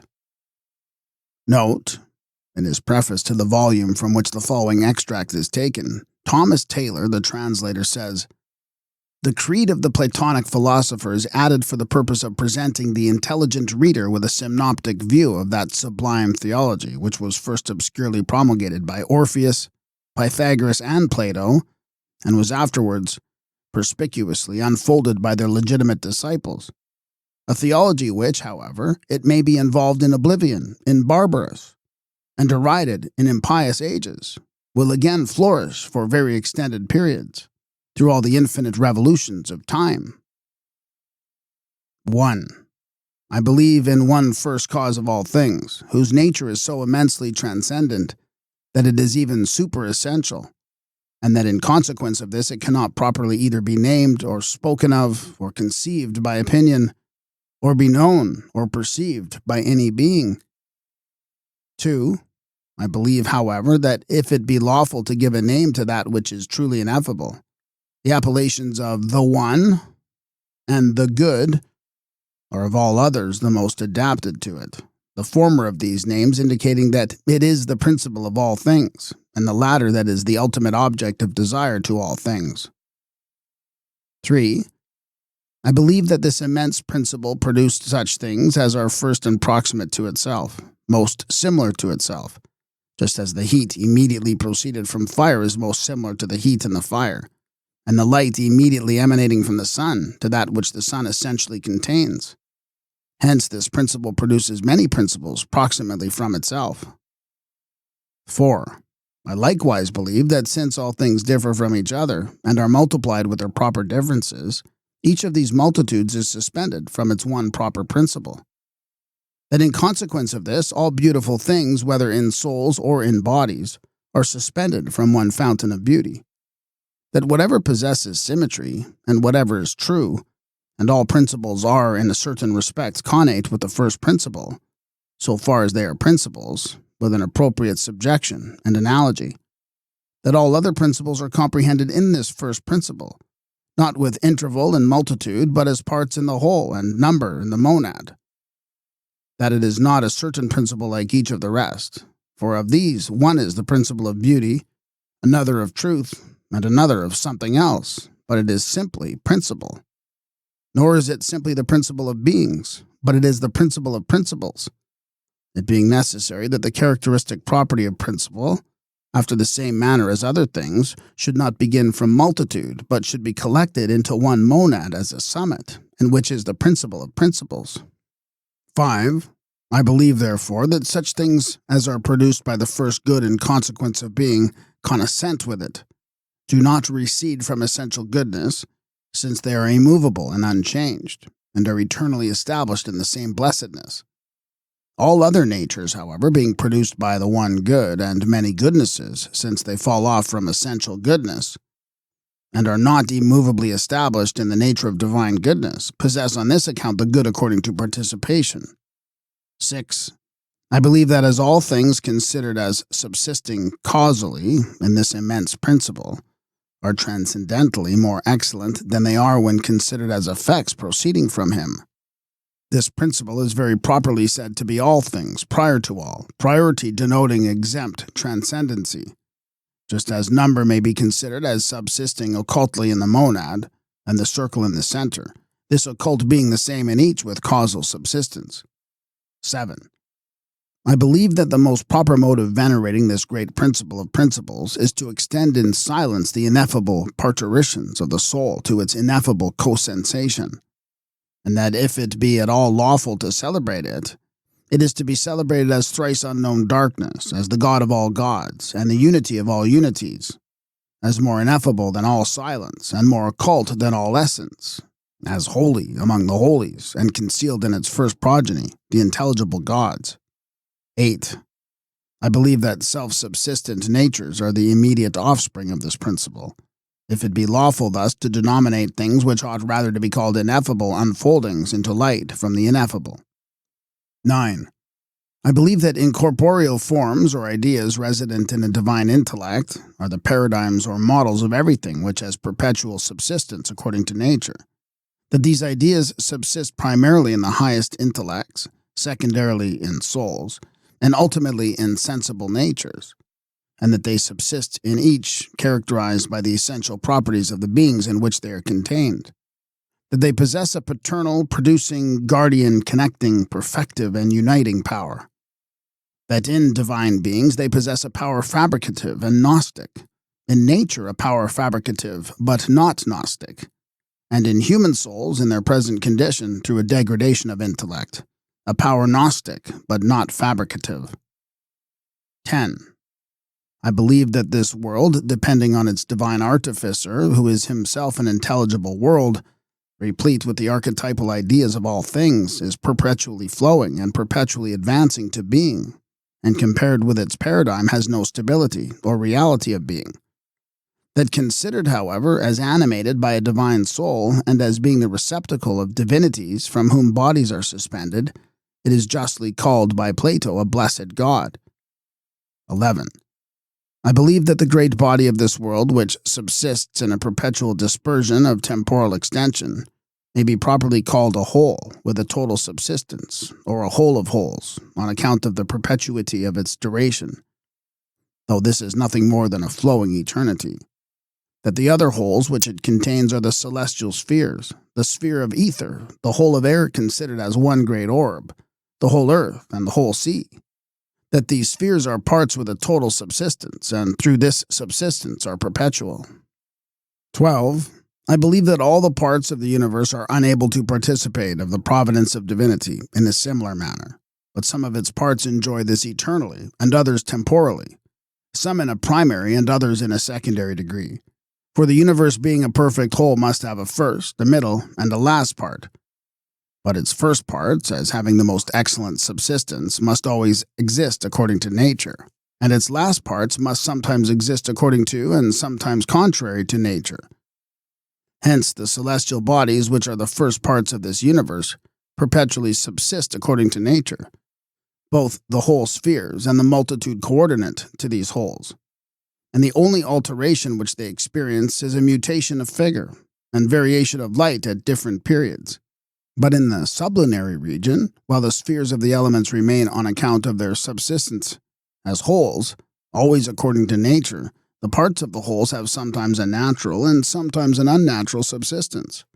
For thus alone can the circle of generation unfold all the variety which it contains. I believe, therefore, that the different periods in which these mutations happen are with great propriety called by Plato periods of fertility and sterility. For in these periods of fertility or sterility of men, animals, and plants takes place, so that in fertile periods mankind will be both more numerous and upon the whole superior in mental and bodily endowments to the men of a barren period, and that a similar reasoning must be extended to irrational animals and plants. I also believe that the most dreadful consequence attending a barren period with respect to mankind is this, that in such a period they have no scientific theology and deny the existence of the immediate progeny of the ineffable cause of all things. 13.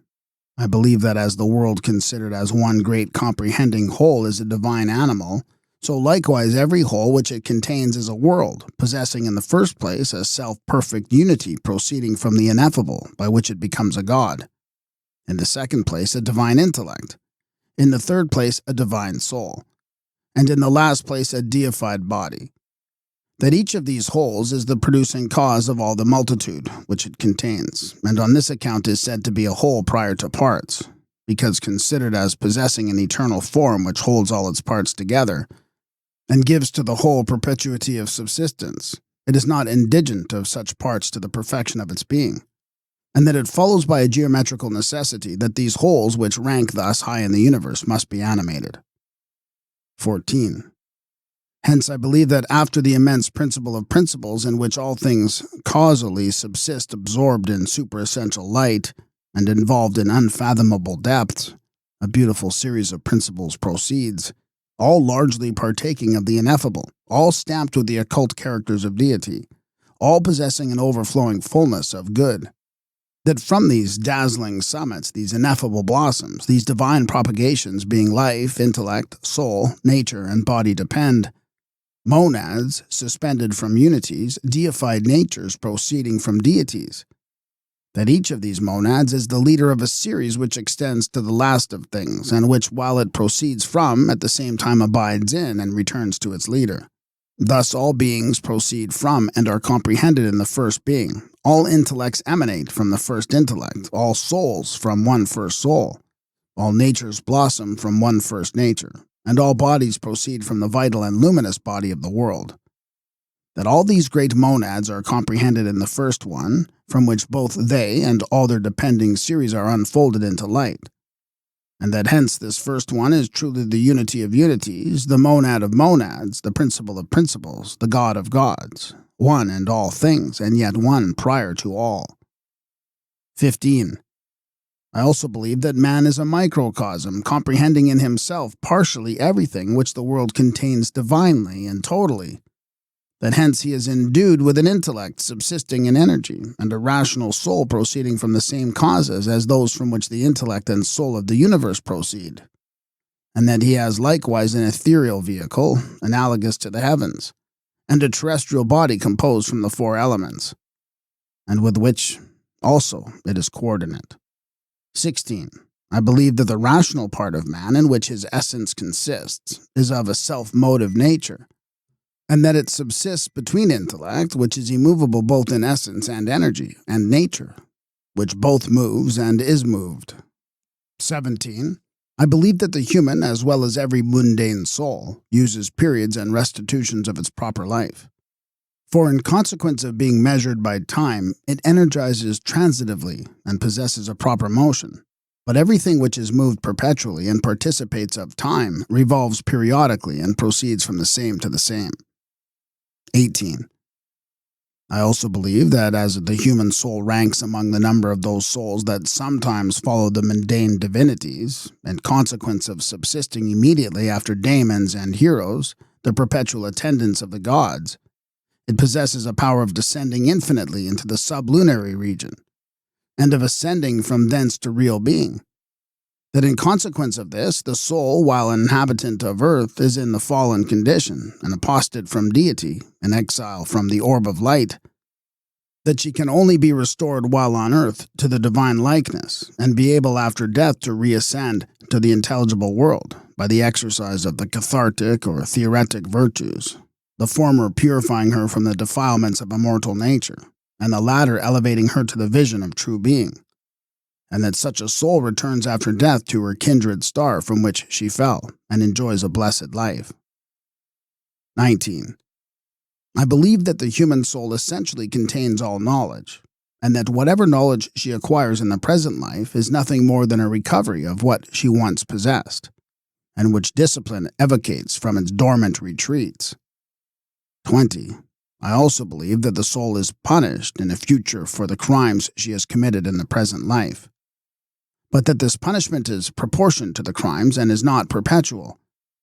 Divinity punishing not from anger or revenge, but in order to purify the guilty soul and restore her to the proper perfection of her nature. 21.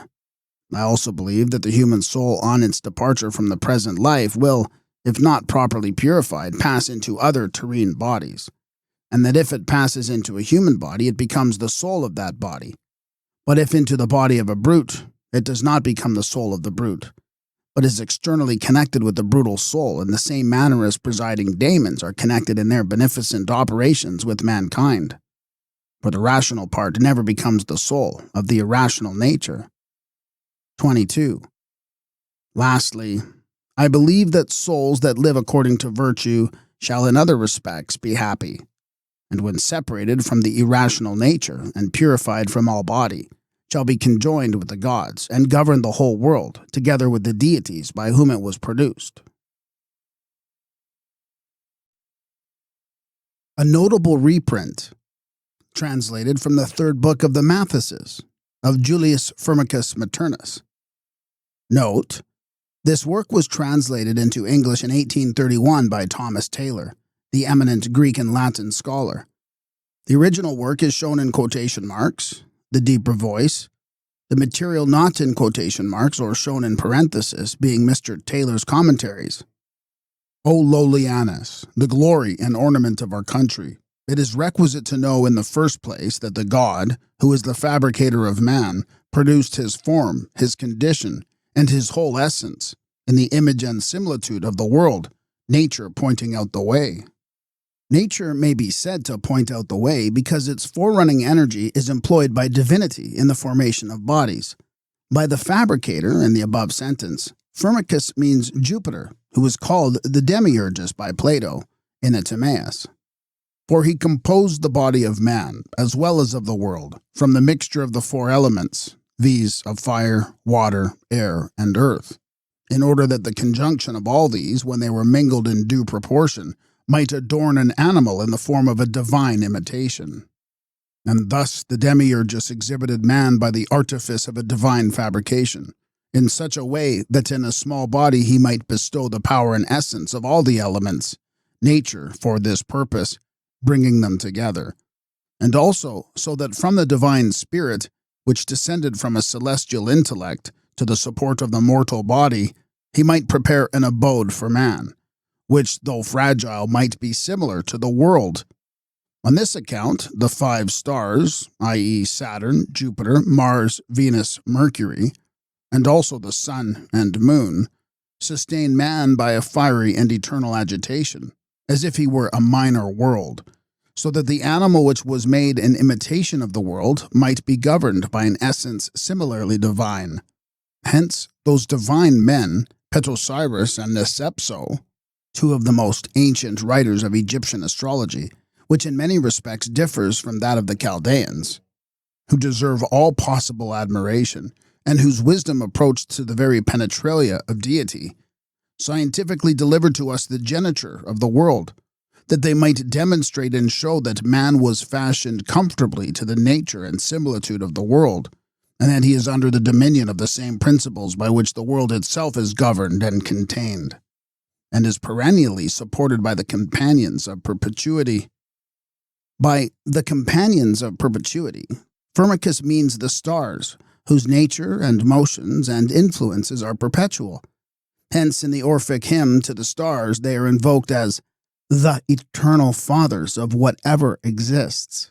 According to Asclepius, therefore, and Anubius, of the astrological Asclepius, I have not been able to obtain any information, and of Anubius, nothing more is to be learnt than he was a most ancient poet and wrote an elegy to Horoscopo. to whom especially the divinity Mercury committed the secrets of the astrological science, the geniture of the world as follows.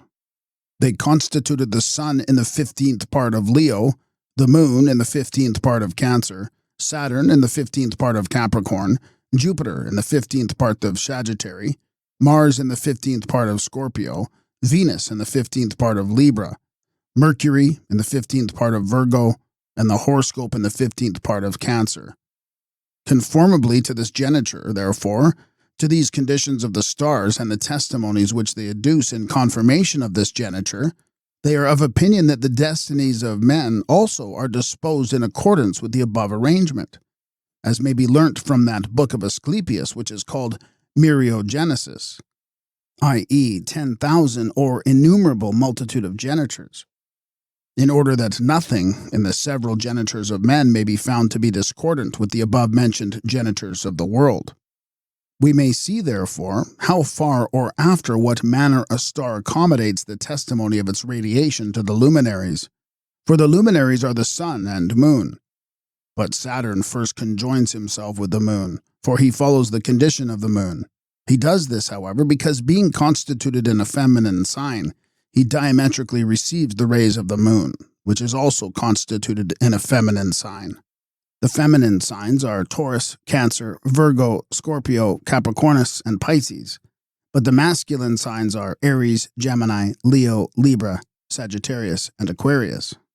But when the same Saturn in that geniture makes a transition to the sign Aquarius, he again conjoins himself to the sun by similar radiation, and is again disposed in the same condition as that of the sun. For being constituted in a masculine sign, he associates himself by an equal testimony of radiation, since he diametrically looks towards the sun with radiation similar to that which he regards the moon. After this manner also Jupiter is constituted in Sagittarius, and through a trigon affording a testimony to the sun, first conjoins himself to this condition. And on this account being constituted in a masculine sign, and associating with the sun, who is constituted in a sign of the same kind, first follows the power of it, but when he has made a transition to Pisces, he again conjoins himself in a like condition to the moon. For he, in a similar manner, being posited through a trigon in a feminine sign, looks towards the moon, who is constituted in the sign of the same kind with an equal radiation of condition. In like manner also the planet Mars, being constituted in Scorpio, because he is in a feminine sign, through a trigon affords a testimony to the moon. But when he comes to Aries, he affords a testimony to the sun, and making a transition being placed in a masculine sign, he conjoins himself by a trigonic radiation with the sun. This mode, however, is changeable, for Mars being constituted in Libra, which is a masculine sign, yet he affords a testimony to the moon through a square aspect. But when he has made a transition to Taurus, being constituted in a feminine sign, and looking towards the sun by a square radiation, he affords a testimony to it. These divine men, however, were of opinion that the planet Mercury is common in the above-mentioned geniture, the star affording no testimony either to the sun or moon by a square, or a trigon, or a diameter, nor does it conjoin itself by radiation either with the sun or moon.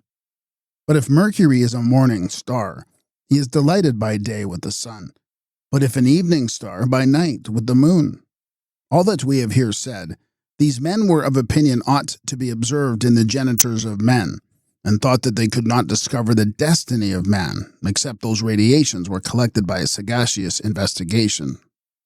It may not be altogether foreign to the purpose to adduce in this place what is said by Hermes in his treatise De Revolute, Nativit, Lib 1, page 215, a Latin translation only as extent of this work, and it is uncertain whether the author of it was the celebrated Hermes Trismegistus, or Hermes of more modern times. The author says that the dominion of the planets over the ages of man is as follows. The moon governs the first age, which consists of 4 years. Mercury governs the second, which consists of 10 years. Venus, the third, and this extends to 8 years. The sun, the fourth, and this age consists of 19 years. Mars, the fifth, and this consists of 15 years. Jupiter, the sixth, consists of 12 years. and Saturn governs the 7th age, and this extends to the remaining years of human life. Proclus also, in his admirable commentary on the first Alcibiades of Plato, observes that the different ages of our life on the earth correspond to the order of the universe. For our first age, says he, partakes in an eminent degree of the lunar energies, as we then live according to a nutritive and physical power. But our second age participates of mercurial prerogatives, because we then apply ourselves to letters, music, and wrestling. The third age is governed by Venus, because then we begin to produce seed, and the generative powers of nature are put in motion. The fourth age is solar, for then our youth is in its vigor and full perfection, subsisting as a medium between degeneration and decay. For such is the order which vigor is allotted. But the fifth age is governed by Mars, in which we principally aspire after power and superiority over others. The sixth age is governed by Jupiter, for in this we give ourselves up to our prudence, and pursue an active and political life. And the seventh age is Saturnian, in which it is natural to separate ourselves from generation and transfer ourselves to an incorporeal life.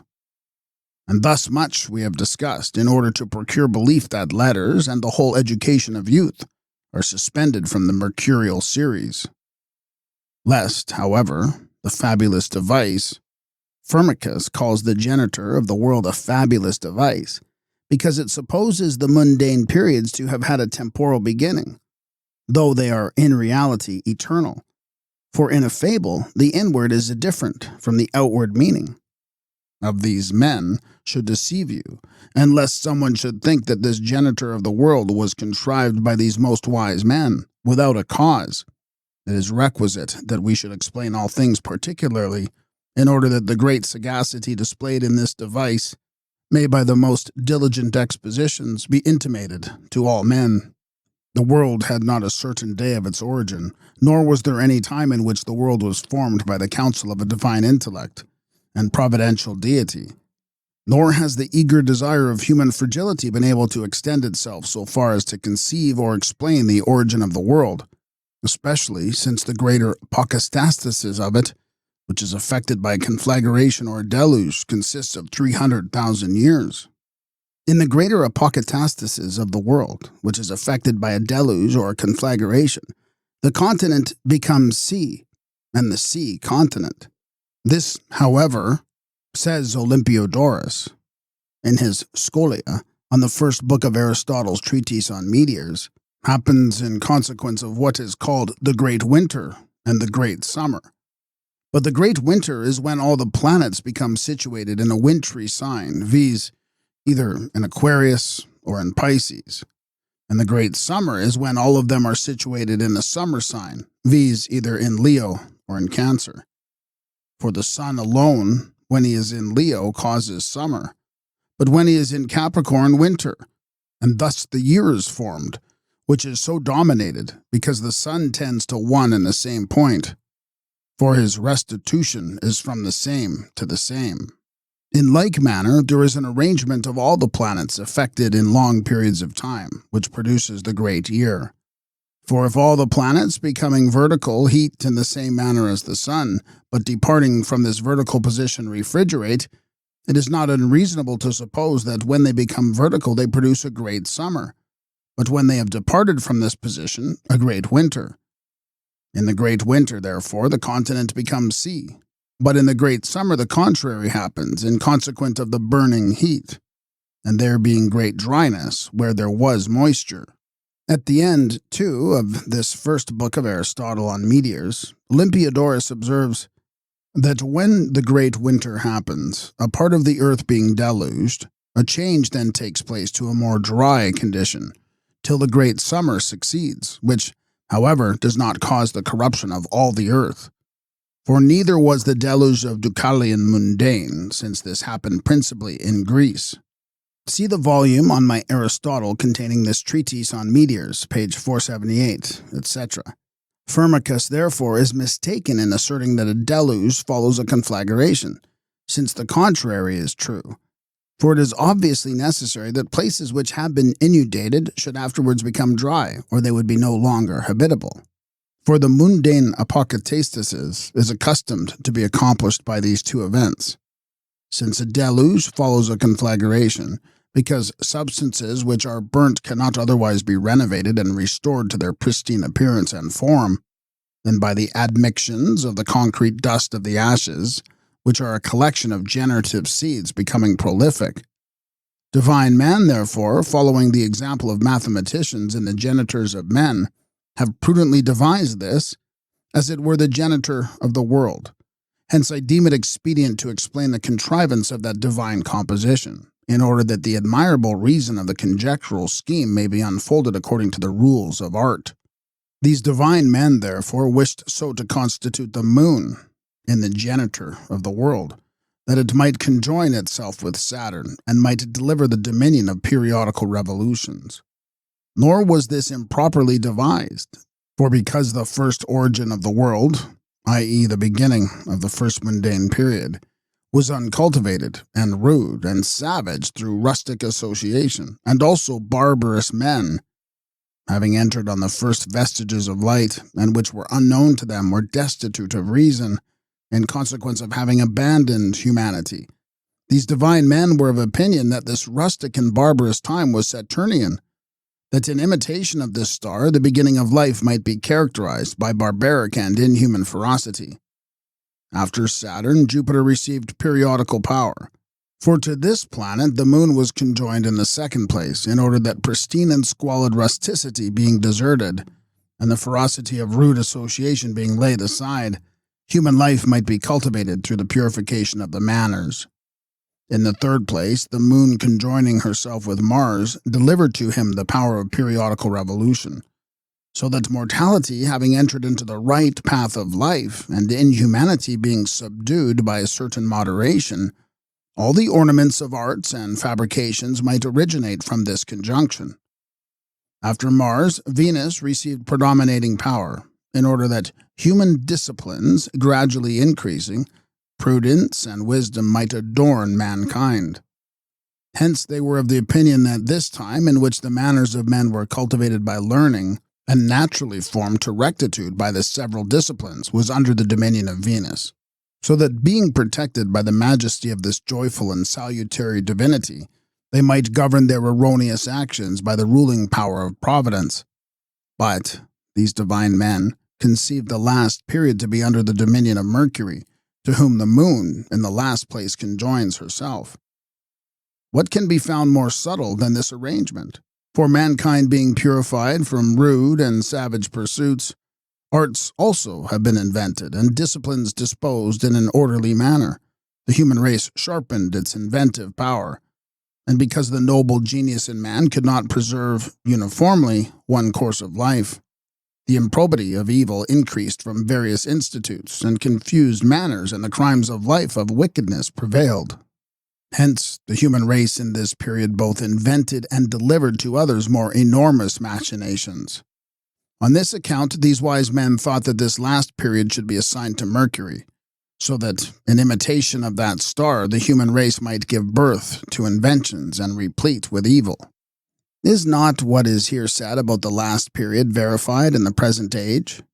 That nothing, however, may be omitted by us requisite to the elucidation on this subject. All things are to be explained which prove that man was formed in the imitation and similitude of the world. Man, says Proclus, is a microcosm, and all such things subsist in him partially, as the world contains divinely and totally. For there is an intellect in us which is in energy, and a rational soul proceeding from the same Father, and the same vivific goddess as the soul of the universe, also an ethereal vehicle analogous to the heavens, and a terrestrial body derived from the four elements, and with which likewise it is coordinate. And that the mundane apokatastasis is effected through a conflagration and a deluge, we have also asserted, and is confirmed by all men. The substance likewise of the human body, the course of life having received its completion, is after a similar manner dissolved. For as often as, through the natural ardor of heat, the human body is too much relaxed, it evaporates in consequence of the inundations of humours, and thus it always suffers a decoction from a fiery ardor, or is dissolved by excessive desudation. Nor do the wisest interpreters of the medical art assert that the substance of the human race is dissolved by a natural termination in any other way than by either moisture dissolving fire or again heat predominating. Fire being inwardly and deeply extinguished is left without moisture. Thus the artificer, nature, constituted man in an all-various imitation of the world, so that whatever dissolves or forms the essence of the world, this also should be the cause of the formation and dissolution of man.